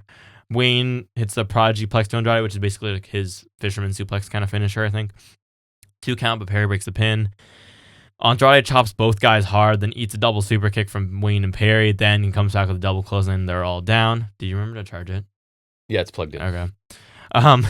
2 suicide dives, Topic on Hilo, moves off the floor in succession from Perry, then a Liger bomb in the ring to Wayne for 2. That caught me off guard. Perry just decided to go nuts in the middle of this match. He really did. I didn't know he had that in him. Wayne got knees up on a frog splash from Andrade, nails a Phoenix Splash for 2. Perry breaks the pin. I guess Nick Wayne's just the master of the Phoenix Splash now. Yeah, honestly, keep that as a finish for him or something, because he does it really well. And I feel like not a lot of people do Phoenix Splashes anymore. He felt like he was like, oh damn, I got on Dynamite, time to like unload the clip. Yeah, right. Kind of thing. Between this and the ladder match, right? Yeah. Andrade clocks Perry with that boot fake back elbow. Then he lands the DM on Wayne for the win. After the match, Shivani's asking about the gauntlet match. He's going to wrestle next week or something. And he got to his catchphrase. That's all that matters. Really exciting opener. I thought this was awesome. Just a super nonstop pace, and there was so much crazy stuff, and I thought they all had time to shine. I felt like it kept just going. Perry had that crazy run. Nick Wayne really showed out. Andrade always had in the bag, but it was just so much fun. There was a lot of great action in this one. Honestly, the person who stood out the least is probably Andrade, and which is Andrade. Crazy because and you're an Andrade guy. But then he kind of looks good retaining because the other two were going nuts in this. Like, I thought Perry looked amazing, and I'm not out on Perry, but I'm kind of like, we know what we have at this point. He looked great here. Wayne made the most of his time on Dynamite. This like over delivered for me. This was a match where going into it, it's like, okay, it's obviously an easy defense for Andrade, and it was a defense, but the action was super fun in this. I really liked it as an opener for the TV show after a really serious, like, dramatic angle that we're tying up from the pay-per-view. I thought this was a great choice. Mm-hmm. Then less interesting is the Brawling Birds interview. Shouldn't be, but yeah, it is. Yeah. I wish it weren't. Windsor says the champs talk too much, but they're undefeated just like the Divine Dominion. They want a collision match. Yeah.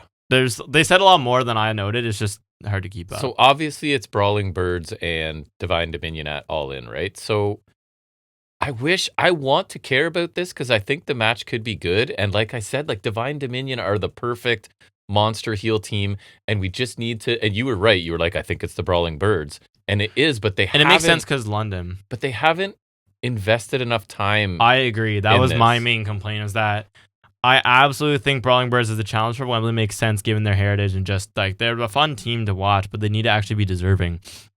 Like my It's thing just with like their you have promos the here belts is and we want the belts, and that's it. they say so many things here, and it's a lot of British terminology. It's just some of it feels a little too goofy to me, but it's just they throw so much at me I couldn't know everything. And then they bring up that both teams are undefeated. That's nice and all, but the difference is Divine Dominion have been wrestling a tag matches more consistently over the last couple of months, whereas Windsor was losing an Owen Hart match to Monet, Hayter was losing a title match to Tekla. Like one's far more impressive than the other. And it feels like there's no real personal issue here at all. There isn't. It's It's belts. just you have belts, we want belts. And that's something It's too bad. I'll bring up with Monet and Willow is that usually that's Monet's thing is like she's just belt, being the best, whatever. I think they did a good job to establish more than that with the Willow segment, which I'll get to later. But yeah, this one feels very cut and dry belt, which is not always a bad thing, but I do think there should be I think the match will be good. I just think they really missed a chance to have me care a lot more about this than I do. agree. Yeah. Then we get a Callis family interview with Fletcher, Cage, Doyle, Knight, and of course Callis. Fletcher mentions how he won his match alone at Redemption, and he's on his way to becoming the greatest international champion of all time. Kind of a dig at Knight for losing. Callis talks about how they took some L's, but Davis is angry than ever, and that's good. And he says Knight said he didn't need the family, but he learned a valuable lesson, and sky's the limit. I like that. He's like, you try to do it on your own, but clearly you need us, so we're learning for next time. He's like kind of already brainwashing Knight, right? Yep. And Knight says that won't be the last time he headlines a pay-per-view. He's still a champion, and he hopes Fletcher is too after next week because he's 1-1 with Speedball. So I kind of like that. Also because they used to be partners, so he's kind of hyping up Speedball, but using it as a way to taking dig little at Fletcher. shots, little digs at each other, yeah. Fletcher says Knight should worry about his own title because the international title is staying in the family, and Okada walks in and says Fletcher's right, the title's staying in the family. I thought this was awesome because I love Fletcher and Knight taking shots at each other, like very thinly veiled shots. It's really entertaining. And it's just going to be exciting when tensions will over there, right? Because this group is so fun for infighting and egos. It's great. And then I really loved Okada coming in here because he's technically agreeing with Fletcher, but you can tell he clearly... The reason why. You can tell he clearly doesn't mean the belt staying with Fletcher. He's like, I'm going to take the belt back, but hey, it stays in the family, right? So that's good. Nobody gets more out of less than Okada. Like, he gives one line, basically, and he wasn't steals even here it. until the very end when he comes in and says his line. I'm like, but it's just, there's so much there in that one line. Yeah, it's like we always say, Callis has too many alpha males in this group. There's no possible way they all get along. And it's just, I don't know. I'm still having fun with it. I'm tired. Having a great time with it. I think. And maybe it's based on the performances of, like, I'd like the dynamic of the subtle shots, kind of passive aggressive, and then Okada, we all know what he's actually saying, and Fletcher does too. We really got the ball rolling, I think, with the Takeshita Okada. Yeah, that was some great infighting, and then now I just like that as that feud changed dynamics in the family, and then he added like Knight and whatnot. You know, what I mean, that the infighting's continued, just it's kind of shifting between who it's going by now, and I do think there's something to be said about. It's kind of interesting that Fletcher turned on Takeshita, you know, he sided with Okada and the family, but then now he's starting to have issues with Okada. So it's like, what's going to happen if maybe Fletcher leaves? We're going to see maybe try to reconcile with Takeshita. Like, I feel like there's interesting things you can do with that, right? And then Callis starts recruiting again, and we do that whole. It's kind of you could go through a period of bliss with the family too, because up until Takeshita Okada last year, the family was largely unproblematic, right? Other than Ospreay leaving, I guess. But that was kind of always destined to happen because Ospreay was never a heel in the family. And it's a little bit different because all classic faction stuff was always like, you've got your main eventer, you've got your mid-card guy, you've got your tag team. This is like, no, he just accumulates all, like, not all, but like a ton of top guys. You have multiple guys that could be within the main event in the faction, and it's not sustainable. And you have multiple guys that could be you have multiple guys hovering around each level. That's right. Right. Other than the tag division is kind of like the one thing they don't really do. No. So I'm still enjoying it. Yeah, I agree. Anyways, Callis Family's in action next. It's Cage, Doyle, Fletcher against Speedball and Brodito. Awesome. Bandito he hits a crazy stalling suplex to Fletcher's. The way he lifts him up and like Fletcher's like half like crumpled like this, and like I don't know how still gets him up. He it's insane. And he's twice as long as Bandito once he has him vertical, right? Like it looks silly. We get a Brody King hot tag flurry. Cage with a real nice jumping knee to King, then King lays him out with the lariat. Speedball gets absolutely murdered by a brutal run of offense from the Callis family. He really does. I don't remember what it was, but no, I made a note of Speedball taking a beating for a stretch. Fletcher Speedball gets absolutely murdered. Great back and forth between Fletcher and Speedball. Ends in a moonsault knee drop or double knees from Speedball. Fletcher darts Speedball in the corner, lines up the corner kick. Speedball cuts him off with a crescent kick for a double down. Bandito with a military press slam to Doyle. Ridiculous. Sequence for all. We get Ultimate Weapon on Doyle as he tries to powerbomb on Bandito. Then he gets pinned with like Speedball doing that straight jacket sunset flip. Looks cool. Excellent. Trios match, super entertaining. Obviously, that's best when it's Fletcher and Speedball, but I'm glad we kept it to a minimum since the beginning of the match. That one's going to be insane. Fletcher has to be taking excited. I just don't see Fletcher dropping the belt till All In, but I'm so excited for the rematch. To give them at least like half an hour. And Speedball doesn't feel like a guy that needs a belt either. No, not right now. I love Speedball, don't get me wrong. Yeah, man, this was awesome. A really Speedball physical, feels like a TNT guy. Really physical trios match. This is kind of, I was hoping to get a regular diet of this when the trios division started. Like, this is the potential here. It's amazing right? to me that like a lot of the fun trios matches on TV just come from like this and not trios titles or like trios division. And this was just Bailey building momentum because he's got the big match next week, and he looked good here. Even looked good just getting destroyed for a couple minutes in the middle of this, man. He took a beating. But yeah, like 2 for 2 on matches that I really, really, really liked. Like, I enjoyed these as much as many of the... Yeah. And maybe that's because the build was like similar, you know what I mean? It's just kind of matches happening. I really like both of these. Yeah, I agree. Then we get Renee sitting down with Cope and Cage and the Young Bucks. They said many things here. They did. Says he's already anxious and nervous about the match. Their families are coming with London. They never thought this would happen. They're all revolutionaries of tag wrestling. Copeland says they're looking forward to it too, and he appreciates everything the Bucks have done to keep tag wrestling alive. Teams like them and FTR make sure tag wrestling stays in the spotlight.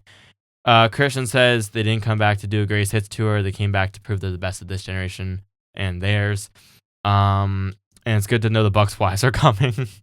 Christian's the highlight of this, sure, for me. Because no surprise. There's no heel tension yet, right? Christian's no, it's all respect, and Christian's the only one being a little disrespectful at this point. Matt says the Cope and Cage are working on their second career. Their legacy's made, but the Bucks are still working on theirs, and if they win the belts again, they'll be the most decorated team in AEW, yada, yada. They've been working for 2 years to get the titles back, and they keep faltering. Copeland says they've gone so long without being tag champs because they're old. That's me paraphrasing. Matt says there's nothing that can stop them. They'll be coming at them harder than anybody in their career because the belts are their legacy. Christian asks if they'll be able to lift their game to another level like they have, and to be the greatest, they have to win, and that'll happen. Copeland says they've been dead at the stage. Matt says they've been dead their whole careers. Blah, blah, blah, blah, blah. It was good. It was just like so back and forth. It's like they say something, they say something, they say something, they say something, they say something. It just keeps rolling and rolling and rolling and rolling, rolling. And you don't really have a second to breathe. And it's just like, they're both kind of saying the same things, but slightly different. And it's like, It's not bad, but I don't know. It just kept ping-ponging is the thing. It felt very ping-pong. And it's such a babyface for a match right now. It's really cut and dry from that perspective. That's why I'll talk about it later. I really love what they're doing with Omega Ospreay because that was babyface, but now it's getting so nuanced and interesting. And this is a lot newer. Like, they just announced this match at Redemption. I'm not saying it's like, oh my god, this has to be as deep as the Ospreay Omega match we've been setting up for longer. It's different. But just as the first segment, it is just very cut and dry. And it was just, there's a lot here, but it's all very simple. They do have time to ratchet up the drama. They have time. I'm not saying like, oh my god, it has to be, right? Christian was the entertaining part here for me. I do think it's kind of like, if you really think about it, it's a kind of a no-win situation for the Bucks, right? Because if they lose, like, it's a big deal. But if they win, it's like you beat the old dudes. Like, you're younger and closer to your prime. You should win. I'm particularly disappointed in this match because we've been saying I really wanted the big ladder TLC extravaganza. Even if it's just these two teams, give me that stipulation at least. So this was a pretty standard, straightforward thing. Not a lot of drama here, but again, we're just at the beginning, I guess. It was one of a few big segments on the show, but on a show where we have Ospreay, Omega, and Willow as the other two segments, this one does not compare. I agree. At all. Then we get My World versus Persephone for the TBS title. I have a question. Has Persephone been so outwardly heel before? Other than the Survival of the Fittest match, I don't remember. Because I feel like she was really... She definitely was. She should, right? Because Maya World's a face, so... Maya World with the roll through double foot stomp. Shining Wizard for 2. Persephone, nice fallaway slam for 2. Not for 2, sorry, just fallaway slam. Ripcord Lariat. Sheeta comes in, passes the kendo stick to Persephone, and distracts the ref, but then Statlander comes to take the stick away. And then Maya hits her bridging fallaway slam for the win, which I don't know about that as a finisher. Was that confusing? That's why I was asking. I don't remember her winning with this at the pay-per-view. I might be. I might have been confusing the two. I didn't think the finish here did her any favors either. No, this was fine. Definitely stepped down from the first 2 matches. Like, Maya World looks solid, but I don't know. I guess we're pivoting to Styler and Persephone, which could be good. And Maya World's still visible, which is good for her on the pay-per-view and on the show that follows. Yeah, I thought this match was fine, but not much better than that. Mm-hmm. I agree. Then we get a quick Mark Davis promo. He's angry and wants to do something about it. He wants to even the score with Ospreay since last time Ospreay won, it was thanks to Death Riders, and he'll leave the calcium at home and leave Ospreay broken in Mexico. I'm excited for this match. I don't know. I don't really care other than, yay, good match. Have we ever seen him speak by himself for so long? No. And this, not saying this was long. I honestly, and I thought he held his own too. Davis is probably one of the few people where, like, other than the accent, if he spoke and I didn't see his face, I wouldn't be 100% confident that it's him. It until doesn't I see him. match up perfectly. Yeah, it's just like we don't hear him speak for extended periods often. We do not. I thought he was fine here, though. He was good, and I mean, sets up a good match. I want the match. So yep. I don't really care what you tell me, unless you tell me the match is happening. It does not matter. Then we get Willow Nightingale's championship celebration. Huge reaction. She's super emotional. It was really cute. Like, she struggling to get stuff done because these people just would not stop going nuts. This for crowd her. was way better than incredible. Redemption, honestly. This crowd was amazing. This crowd was great. This crowd was super hyped all night, and this segment especially. Willow had to know she was getting a reaction, but I don't think she expected I don't think this. so. They were, and it wasn't. And like, then she was getting all happy and emotional, and they ramped it up. They wouldn't stop. Like, Yeah. It was one of those, you expect them to go nuts when you come out, and then they'll calm down and let you speak. They had no interest in. They just were. They did not want to play game. They were bringing. It was here. great. I felt so good for Willow. I know. I was so happy for her. And then she talked about how there had been plenty of doubters, and the crowd booed that. Yeah. Like, I thought that was so sweet. Yeah. She says apparently she's made the fans very happy over the last year, and then they start cheering a bunch. Like, it was so sweet. She's talking about all her accomplishments in the last year. And then she got hurt, and the fans booed again. Like, it was so, I don't know. And she was in a dark place, but her mom pulled her out. People chant for her mom. Like, yep. She talks about how she fought to get in the Casino Gauntlet and to beat Tekla and for the title she now has. And she says, if life has been kicking you around, don't give up, because sometimes real life is better than the dream. Moné's terrible music hits, and she comes out. I groan mostly because I hate the theme song. Partially because she has to speak. I will rescind that statement. But anyways, she comes out to say she didn't come out to ruin the celebration. She came out for business. She wants Willow to sign the contract for All In, and Willow kind of puts the contract on Moné and signs. I thought that was a cool power move. Mm-hmm. And Moné slaps it away, and they get in each other's faces. Willow asks what Moné's problem is. She kind of mentions winning the TS title from her and ending her record run, and also having the one title Moné can't win. And Moné, I ended up really liking her point. She says what she hates most about Willow is that every accolade she's had, and like, I guess since leaving WWE is a thing. I think maybe aside from winning the IWGP title, Willow's name is somehow on her legacy, right? She got hurt in New Japan and vacated the Strong title. Or she got hurt in that match and they called it an audible, right? It was what it was, and then Willow won that belt. Right. She came to AEW, she had to go through Willow to win the TBS title. When she had all her belts, the first major one to get taken away was Willow. Or like Willow ended her title run, right?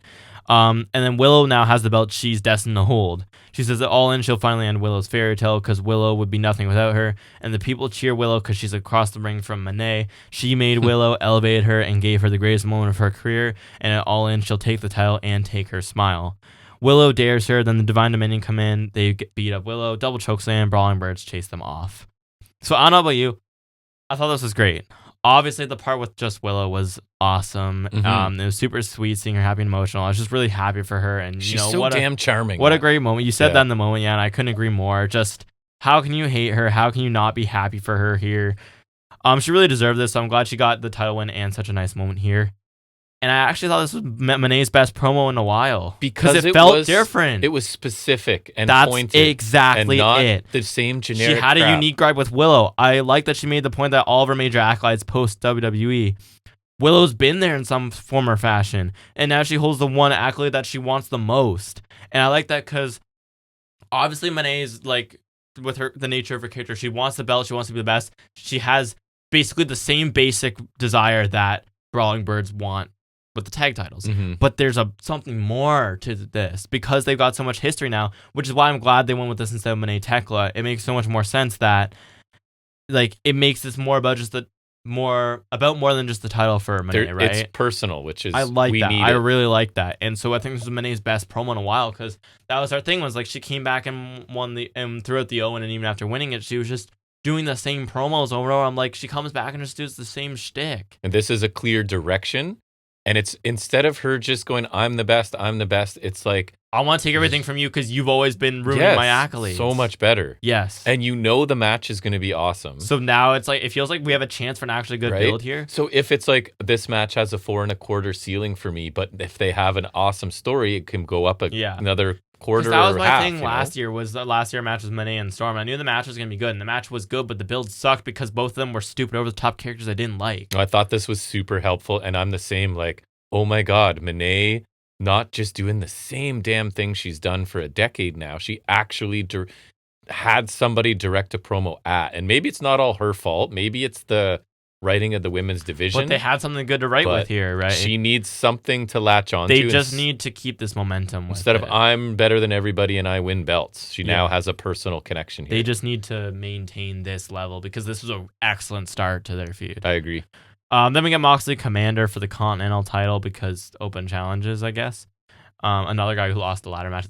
Pretty much everyone gets got an opportunity. Shot. Yeah. I mean, they did kill themselves in that match. Oh, yeah. Not literally, obviously. They worked really hard, is what I mean. Commander goes for his rope walk dive on the floor. Mox moves away, so Commander switches and just runs with the suicide dive instead. 619 in the gut. Springboard crossbody from Commander for 2. Guillotine leg drop from Commander with Mox draped over the top rope. A crazy cool springboard 450 from Commander for 2. Mox dodges the rope walk, shooting star, hits a curb stomp. I forget where it was, but he also like dropped him with a really cool cutter at one point. He did. Spiked him.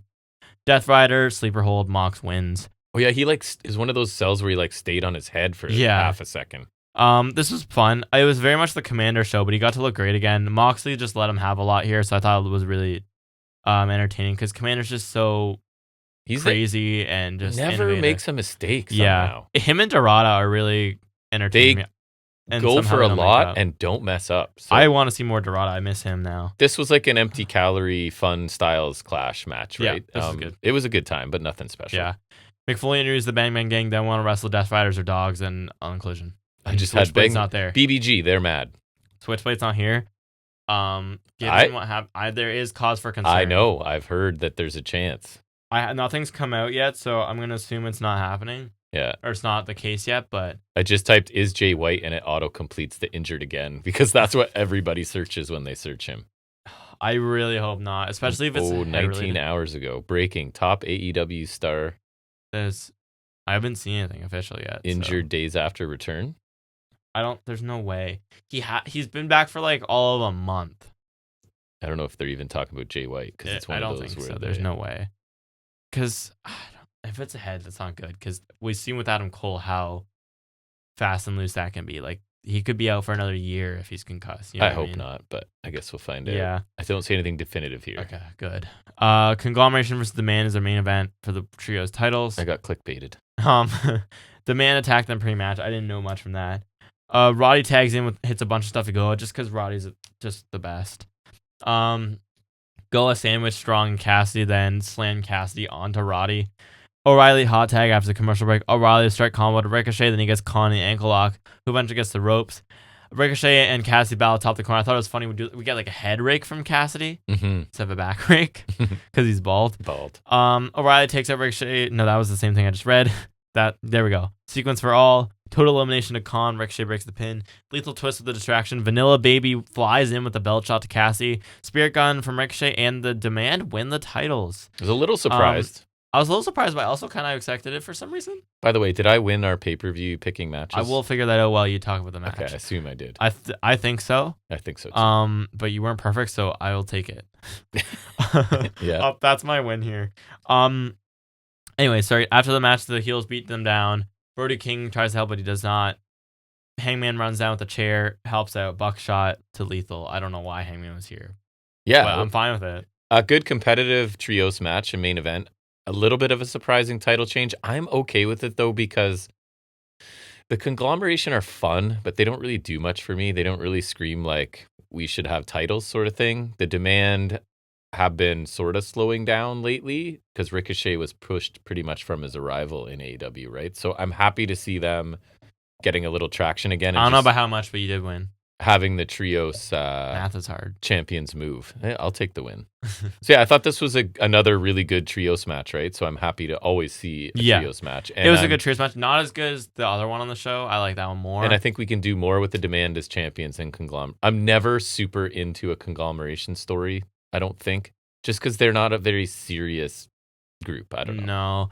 And I'm really happy for them because particularly Goa really leveled up, I think, since this group formed. And I think it's done a lot for them, especially with the Hurt Syndicate feud and just being prominent with Ricochet. So they definitely deserve it. And I guess the interference protects the conglomeration a bit. And they'll look cool with titles too. I agree. In general, this is a good match, but maybe not a main event. Yeah.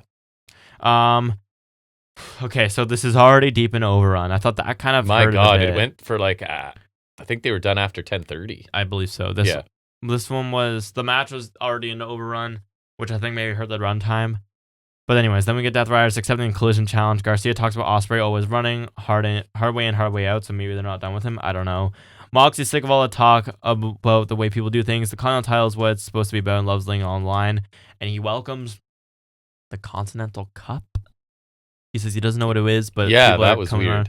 Anyways, nothing to know about the promo other than Pac said ball sack, and I really giggled. Yeah, Pac made us laugh immediately. Yeah, because he said like it was something about like they're no sweat off our collective ball sacks, I believe, is what he said, which is great. I know I just turned 19, but it made me laugh. Me too, and I'm a little older than 19. It's also give or take. It's partially because he said the word ball sack, but also the way he says it, and just the fact that like Pac's always making strange word choices that like I just love. Yes. We've always said that's part of the charm of his promo style is his diction, his word choice. Yes. It's just so it's not only the words he chooses that no one else is really using, but the accent that he has and then just the way he delivers it too. He just like I loved when I think it might have been during the Darby feud remember when he was like jog on Bonnie Ladd? Yes, I thought that was awesome. Best. And it's not even like he has a range because it's always the same, but it's always entertaining. It's always the same. I love it. Yeah. And so Moxley mentions the Continental Cup, which is not the right name if he means the Continental Classic, but then he said God knows how many challengers. So is this like a big single elimination thing we're doing? I didn't understand. Is he actually talking about a new tournament, or is it jumping gun on the inaccurately named Continental Classic? Because the Continental Cup, as it stands right now, as of this recording, is not a thing. No, so right. He either knows something I don't know or is wildly wrong. Yeah, I was confused a little bit. I'm excited at the prospect of another tournament. Yeah. I won't complain if you're giving me another tournament. But as of right now, I don't know of another tournament. So it's confusing. As someone who knows the right names of things, this is not. And as someone who doesn't, I was still like, what? Once you pointed it out, I'm like, huh? Because he said it once, I was like, okay, maybe he messed it up. And then he doubled down on it. I was like, yeah, I don't know. Hold on. Especially because we're in the thick of summer. And the Continental Classic is not till... What, November? I think we usually start at the end of November, yeah. And then we run it through December. Yeah. So... Who knows? We're not close to this at all. We are not. I guess we'll see. I don't know. I guess. I haven't heard anyone talk about it, so I don't know. I saw one other guy on Instagram mention the fact that Moxley mentioned the Continental Cup. I was like, okay, at least I'm not going crazy. Like, it is... Yes, it was said. It was something... Well, it's like, and it's also just like not right. Yes. It's very strange. Anyways. We still have the Ospreay Omega segment, which is worth the wait, is worth the overrun, I will say. Omega comes down in like a suit. Ospreay's music hits before he can even speak. And Omega says this is good because he has something personal to say just to Ospreay. They've been playing a game of show and tell at Redemption. He showed Ospreay how he felt, but he thought Ospreay would get it. But now he sees Ospreay's face and maybe he should move to the tell part. He says he cares about Ospreay and wants the world for him, and he talks about how they promise to try their best and become champions. And he says 100% of the time he put their friendship before the belt. He let Ospreay enter the Owen alone because it brought him joy to see have success. And Ospreay repaid him by telling Omega, it sucks you gave up on yourself. He did. And he has no idea how deep that cut. I love that because I'll talk about it after, but I remember that. So do I, because I thought that was like... Because I remember like saying in the moment, I was like, strong thing that's got to be something. Yeah. And he asks him, Ospreay, if he looks like he gave up now. Great comeback. He says Ospreay wasn't and never will be one to talk down to him. He gave plenty of warnings about the Death Riders and Mox, but what's his excuse now that it's blown up in his face?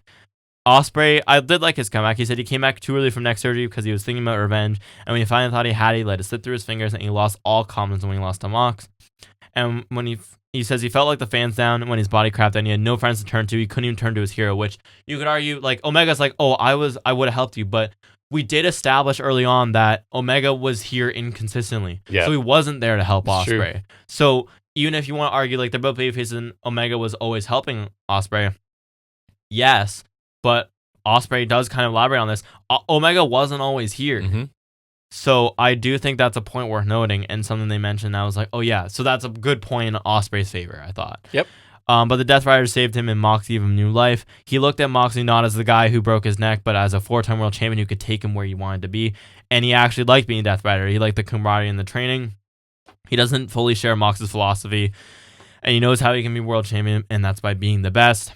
When he saw Omega with a chair around his neck like they did to him, he couldn't let them do that same thing to someone he loves. Omega talks about that night and says he was defending the title to deliver the dream to Ospreay at Wembley. And whether that's true or not, or like it's some heel logic, I like it. Mm-hmm. And he says he got stomped for minutes and felt the chair down his neck, and he didn't have the energy to fight back. So he accepted his fate, but he heard the cheers and knew Ospreay was there. But then minutes passed and the chair was still on his neck. He had to take it off himself, and he turned around to see Ospreay, and he understood more than he ever had. Ospreay stood holding the belt with a plastic bag at his feet, the red plastic bag at his feet. And it took so long because Ospreay actually debated doing it. He accuses Ospreay of laying a trap for him. Ospreay says he didn't. Omega slaps him pretty hard and says he thought Ospreay was his friend. Ospreay says he was. And Omega asks, what is he now? And he keeps slapping Ospreay, and he says every time Ospreay's under pressure, he crumbles, and that's why he's champion, Ospreay's not, and he'll always be better. He keeps slapping him again. Ospreay like kind of shoves him down, and he runs for him blade, and Omega kind of like shies away from it.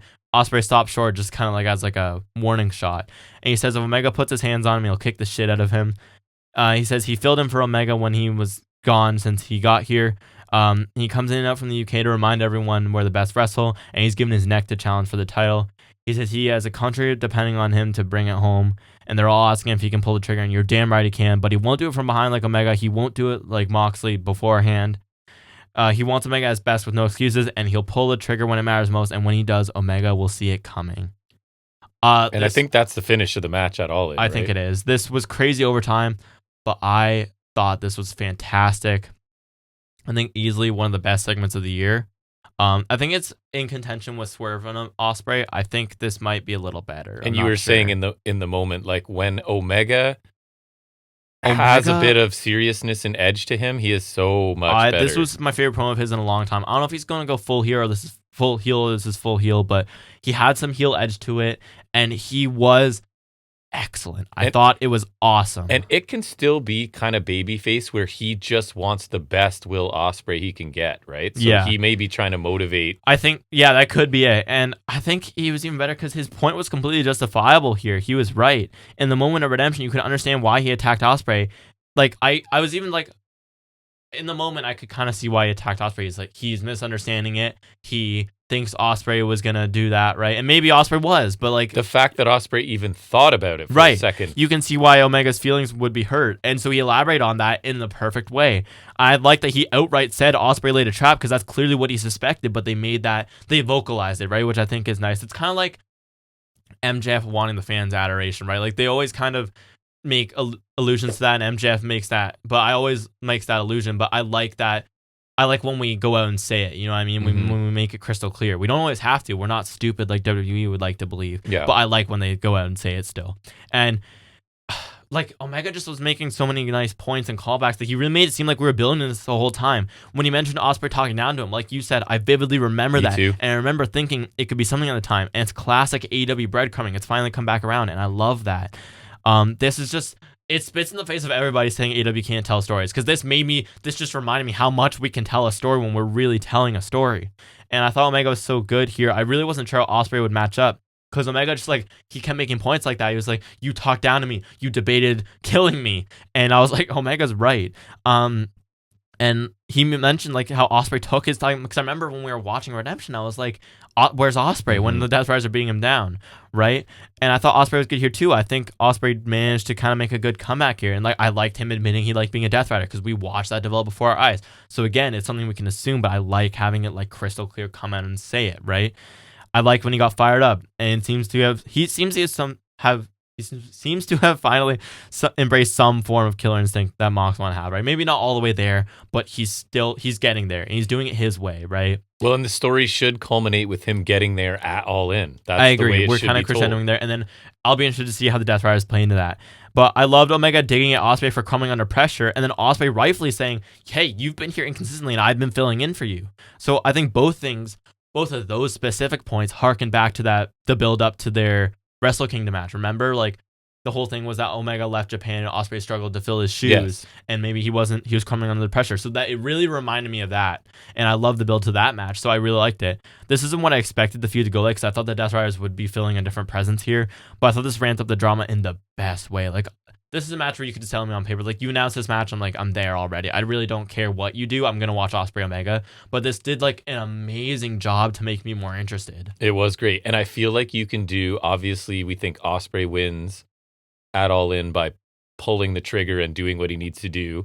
And then you can go into like Moxie's taking credit for that and Ospreay going, "No, I didn't do that when I was with you. I didn't do that until I was done with you." And we can that have could be a feud. something you going could there. even go as far to do Ospreay can't pull the trigger and he doesn't, and Omega wins. I don't think that'll happen, but there's like a small chance you or could Mox go with pulls that way. the trigger behind his back. I don't think they would do that at All In. I really hope they go a clean match here. But yeah, I really enjoyed this segment too. There's just everybody's viewpoint kind of makes sense, right? I agree.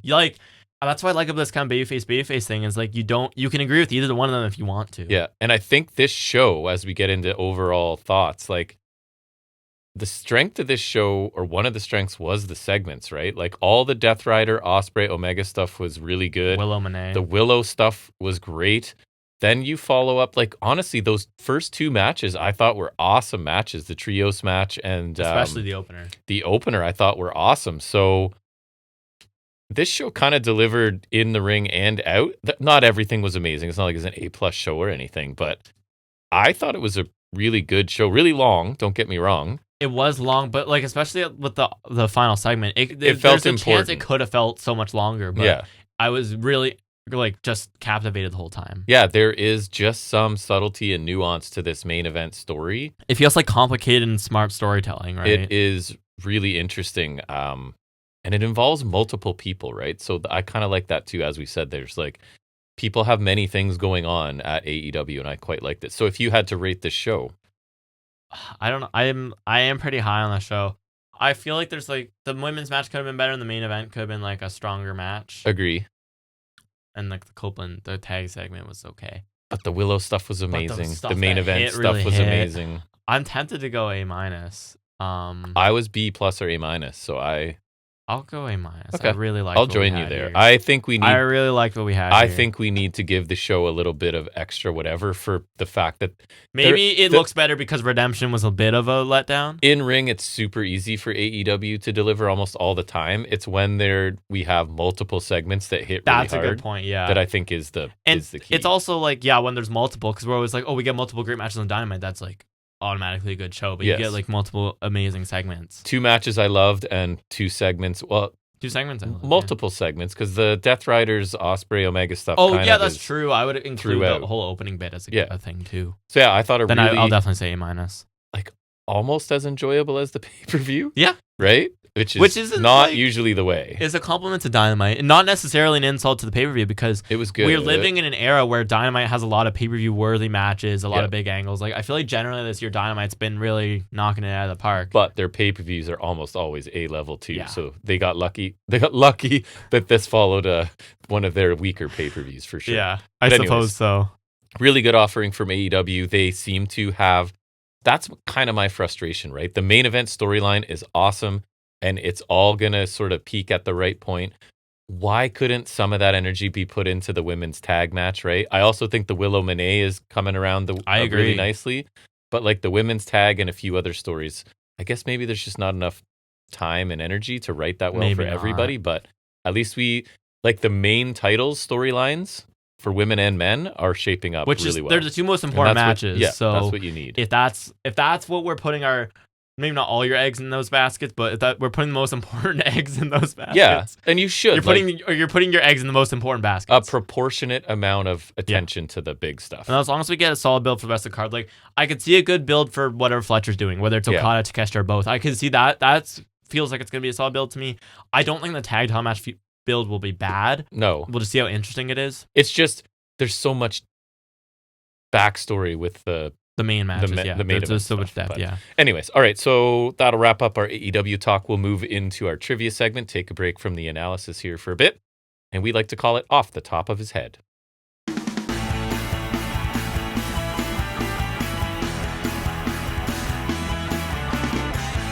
So we're going to go with a timely one. A good old What Culture came out with the hardest WWE SummerSlam quiz ever. Okay, are you ready for this? Think you can handle it? We'll try it. You have options if you need them, but you only get one guess because once I enter it, they give me the answer. I guess you could give multiple, and I'll just tell you. So question 1. I think there's 20 questions. Who was the special referee for the first ever SummerSlam main event? I don't know. Brutus Beefcake, Jesse Ventura, Pat Patterson, Zeus. Beefcake. I believe it was Jesse Ventura because I did some of these. It was Jesse Ventura. Oh, I know he did the match in 99. As of July 2026, who has competed in the most matches in SummerSlam history? Cena. I have options for you. You want Cena? Cena, Sure. Orton, Taker, Triple H. Cena. It is Randy Orton. Oh, gross. Which match opened SummerSlam 2025 night 1? Would you like options, or do you want to think about it? I think I know, but Liv Rhea, Naomi Rhea, Reigns and Uso versus That Breakker and Bronson Reed That one. is correct. Which of these wrestlers has never had a match at SummerSlam? This is a fun one for you. okay. Ready? Never a match. Alicia Fox, Jillian Hall, Lita, Tori. That's hard. Like I assume Lita has. Incorrect. It's Lita. Lita's? Is that true? I can't. Correct. Who was Roman Reigns' first SummerSlam opponent? I got options if you want them. Orton? Was it Orton? Orton's an option. Yeah. Taking it. You're correct. 2014. Which SummerSlam match was the first to be awarded 5 stars by Meltzer? You Was want it Bulldog options? Hart? That is one of the options. I feel like it. So there's Bulldog Hart, 92.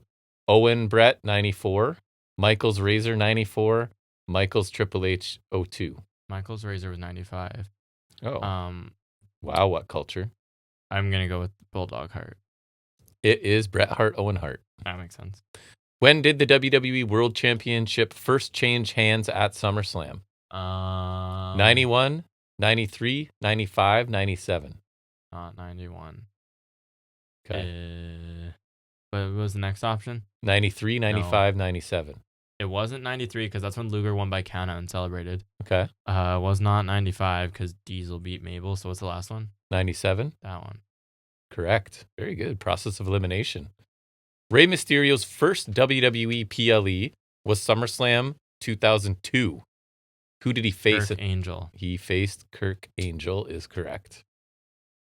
In the first announced women's match at SummerSlam, who was Sherry Martel scheduled to face in 1990? Sapphire. What? It is one of the options. You're right. Why? Because I was like, Savage no was feuding chance. with Dusty Rhodes. Okay. And that's the one where DiBiase ends up buying her. All right. That's a good look. Yep. Question 10. Especially because he had Virgil too. Who did Stone Cold Steve Austin beat on the SummerSlam 1996 free-for-all pre-show? Mark Marrow. Not even an option. Uh-huh. Billy Gunn, Goldust, Savio Vega, Yokozuna. Yokozuna. It's got to be Savio. It was Yokozuna. I knew it was Yoko. I guess Marrow because it was around the time, but I do remember that because people always cite that as like, because WWE will push narrative like, you know, he cut the promo and he was just off the races. This is like the first big like pay-per-view match he had after winning King of the Ring. So he won like aging, ballooning weight Yokozuna in the pre-show via like turnbuckle shenanigans. Nice. Who was the first match on the first ever SummerSlam? Is it Bulldogs and someone? I have options. It is Bulldogs and Rougeos are an option. That one. Yeah? Correct. Nice. Wow. Speaking of which, the Rougeos, man, Jacques got just booed out of the because apparently he's building. an asshole. Yeah. And they loved Ray. That's the funny thing. People loved Ray Rougeau, cheered him, and then as soon as the other one took, because I was watching it, yeah. as soon as Jacques took the mic, it was Boo City. Number 12. Who was Becky Lynch's first one-on-one SummerSlam singles match against? Like one-on-ones and not including a triple threat. I would assume that's correct.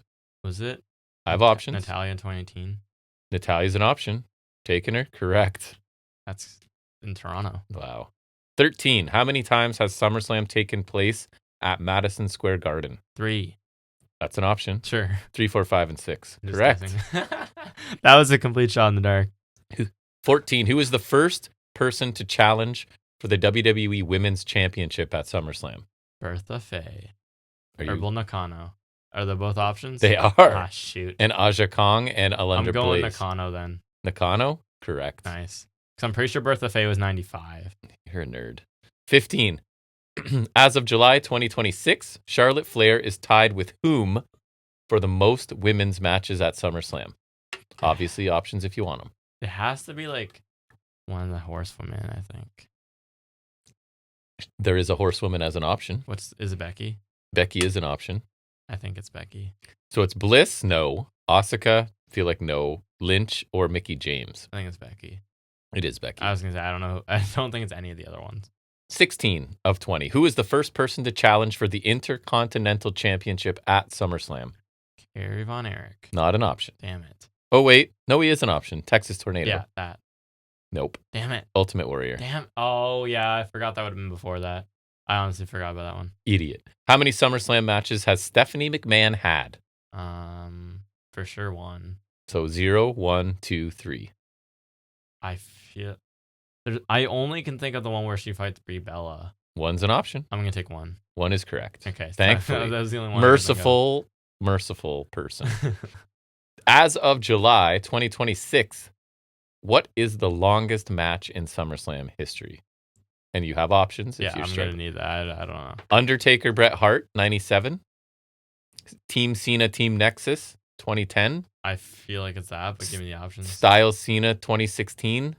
Cena, Rhodes, 2025. I could see it being that. A whole team. I feel like it's still seeing the Nexus one. I think your odds are smart. Nope. Cena, Rhodes. That doesn't surprise me. No, not at all. Honestly, I should have, like... Versus 10 people. The second you told me that, I was like, it's probably the modern one. Because they love their soap opera Cody Rhodes matches. Do. Second last one. As of July 2026, discounting Money in the Bank cash-ins. Okay. There's your caveat. What is the shortest match in SummerSlam history? Off the top of my head, I feel like it has to be Warrior and Honky Tonk, no? So that is an option. I'm going to go with that because I can't think of Would you like to hear the other ones just in case? Sure. Jake Roberts, Jerry Lawler, 96. X-Pac, Road Dogg, 2000. Orton Rusev, 2017. It's Orton Rusev. Is it? I think so. It is. Good thing. Because I remember that one now. It's like Rusev attacks him before the bell, and Orton still got his, like, remember when he would wear the hoodie vest? Yes. He still got that on, and then the match starts. He throws Rusev in the corner, and then it's just RKO. Boom, done. So there you go. Last one. Who joined Gorilla Monsoon to call the action of the first ever SummerSlam? Options? I feel like that implies it's not Bobby Heenan. Options are, he is not one of them. Okay. Billy Graham, Lord Alfred Hayes, Roddy Piper, Tony Schiavone. I feel like it's Piper. Feel like it's Piper. It is Billy Graham. I thought it might be. You got 65%. 13 out of 20. Nice. It's not bad. Okay, good job. We'll switch back to our final segment where we talk about, I guess it'll just be NXT since we do the Raw stuff earlier. So we call it Highspots and Restholds.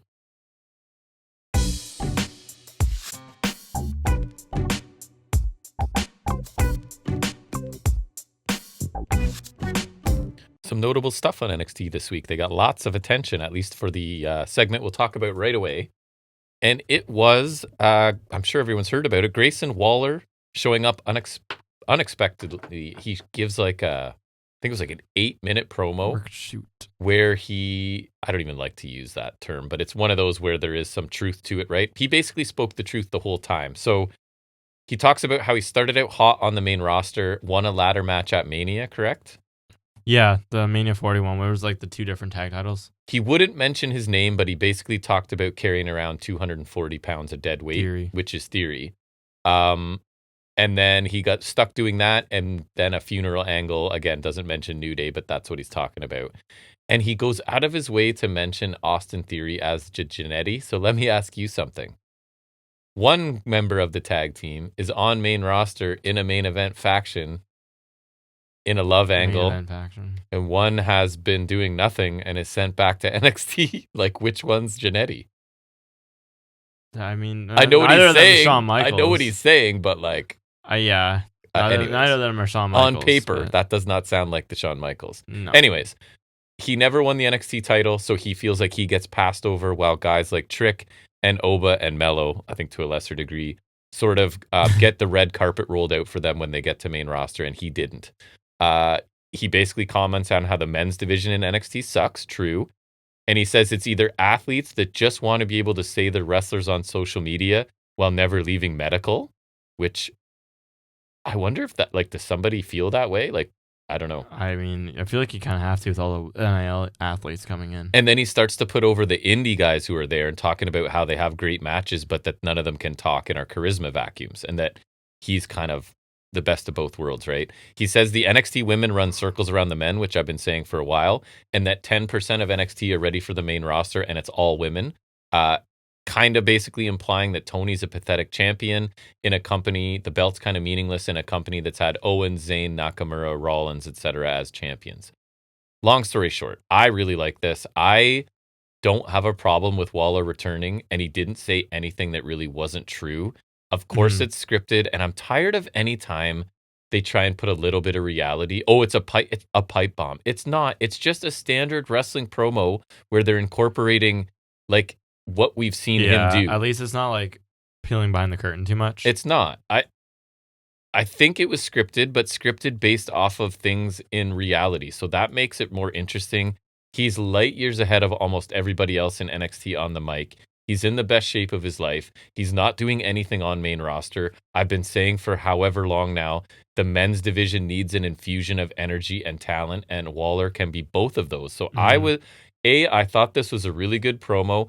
It is doing that worked shoot kind of nonsense that everybody gets so worked up about. It's just another wrestling promo. It just happens to relate to his actual situation. So I thought it was really good, and I'm really happy to have him here. Just because I've been saying for however long now, the men's division is weak right now. They could really use him right now. They could really use him. It's a good time. So Mason Rooks is then backstage. He runs into Heights and Bourne. Rook is pissed about Waller was saying about the NXT men's division. He thinks that the NXT guys are good and they just need to show it. Rook wants to get his hands on Cam Hendricks, but Bourne says he's facing Hendricks on this episode. He doesn't want Rook getting involved. Heights assures Bourne that he's got his back and he won't let Rook get involved with Cam Hendricks. And so right away, hopefully Waller's promo is stirring up some stuff, right? Rook is pissed off. That guy really needs to work on his look. And I don't mean to be rude, but like, and I don't know, maybe it's like a regional thing and the way he dresses and whatever is maybe cool. It's like what he did over but there. But he looks completely out of place and like just indie and just kind of he is indie. Low budget. I don't mean to be rude because I like him in ring quite a bit. I need him to like look the part a little bit more here. And I don't, and it makes sense he's pissed off by Waller, so hopefully he starts stirring up some interesting stuff happening.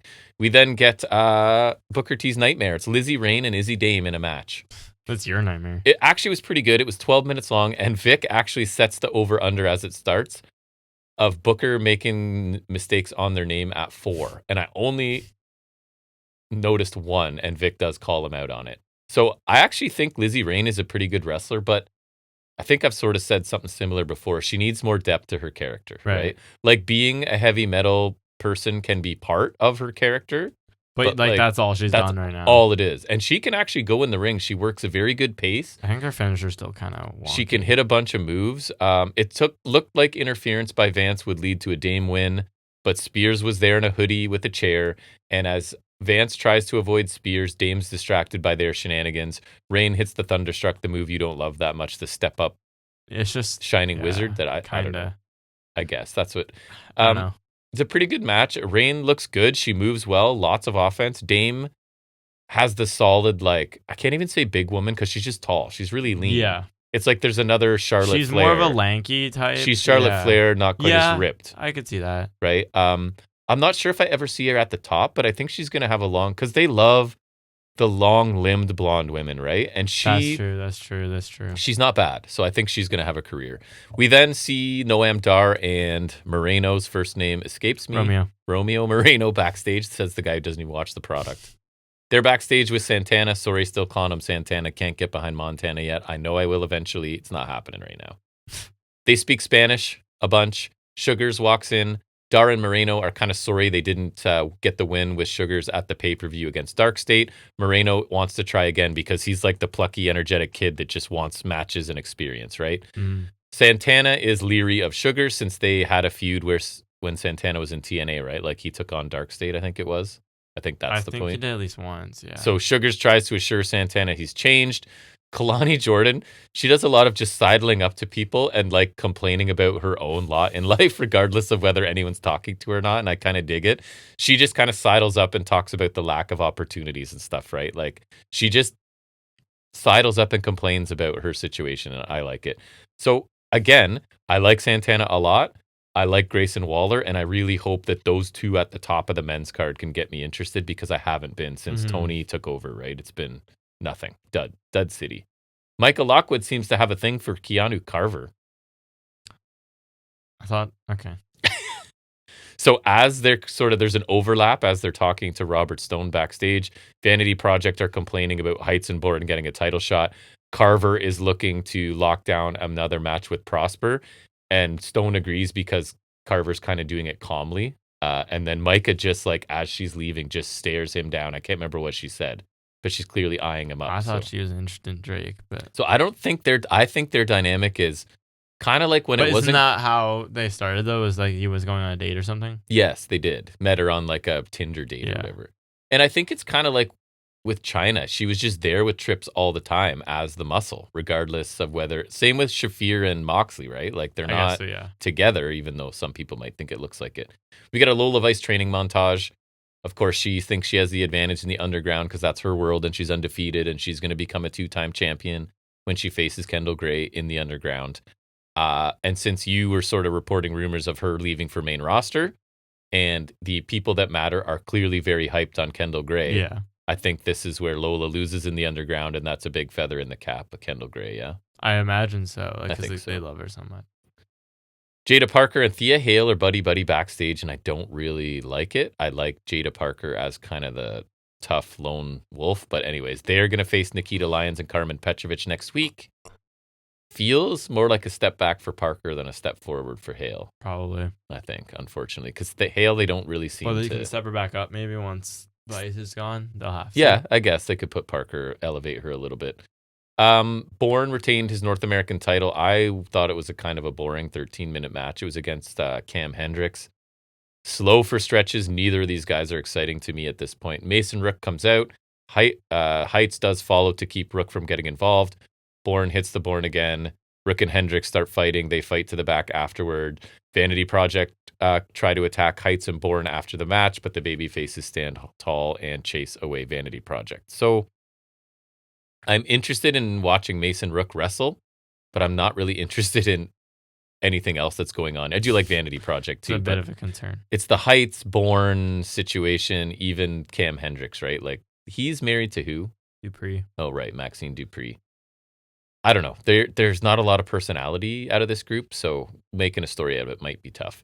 Lizzie Rain shills for KFC, popcorn chicken specifically, while Tristan Angels tells her he's disappointed. Her shilling for KFC of all people is crazy. He's disappointed in her for hanging around with Shiloh Hill. It might have been something about like after a night of headbanging. Right. Like I honestly don't doubt that that's what it was. That's why I think it'd be terrible.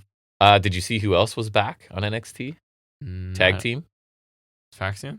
No.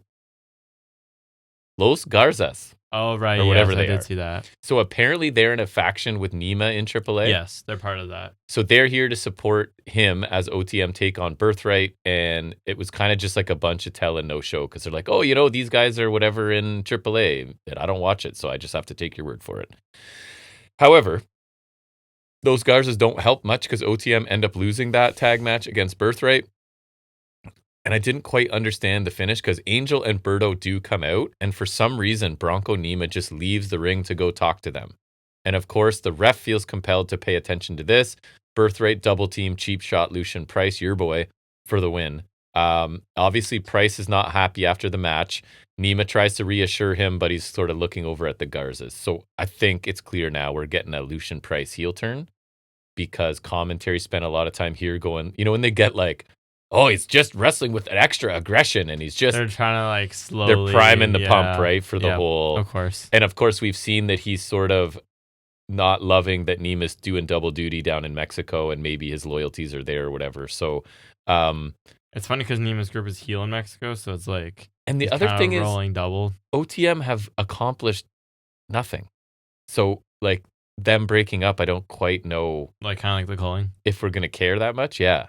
Because they haven't done anything. They're just kind of... They were there for a bit with Jada Parker or whatever, then they were gone for a long time. Oh, Scripps. Oh, my God. I forgot about Scripps. And then back. So, I don't know. The match was decent, but it's there to further a story I don't know anything about because I don't watch AAA. So, it's kind of... I don't know. Kendall Gray gets a response training video. So guess who's in this video back in NXT? Just for this video. Close-ish in terms of it's a shooter who's training her. Who got her into WWE, according to her? Kendall Gray? Yeah. A guy I forgot existed that's a really good wrestler. Guy? And that I really liked in NXT with his tag partner. But now they do nothing. Creed? Yep, Julius. Did they get her in? She said that Julius Creed is what got her into WWE. I don't know how. So it's her dad's in this and Julius Creed's in this. She's training for Underground, blah, blah, blah. It's going to be great.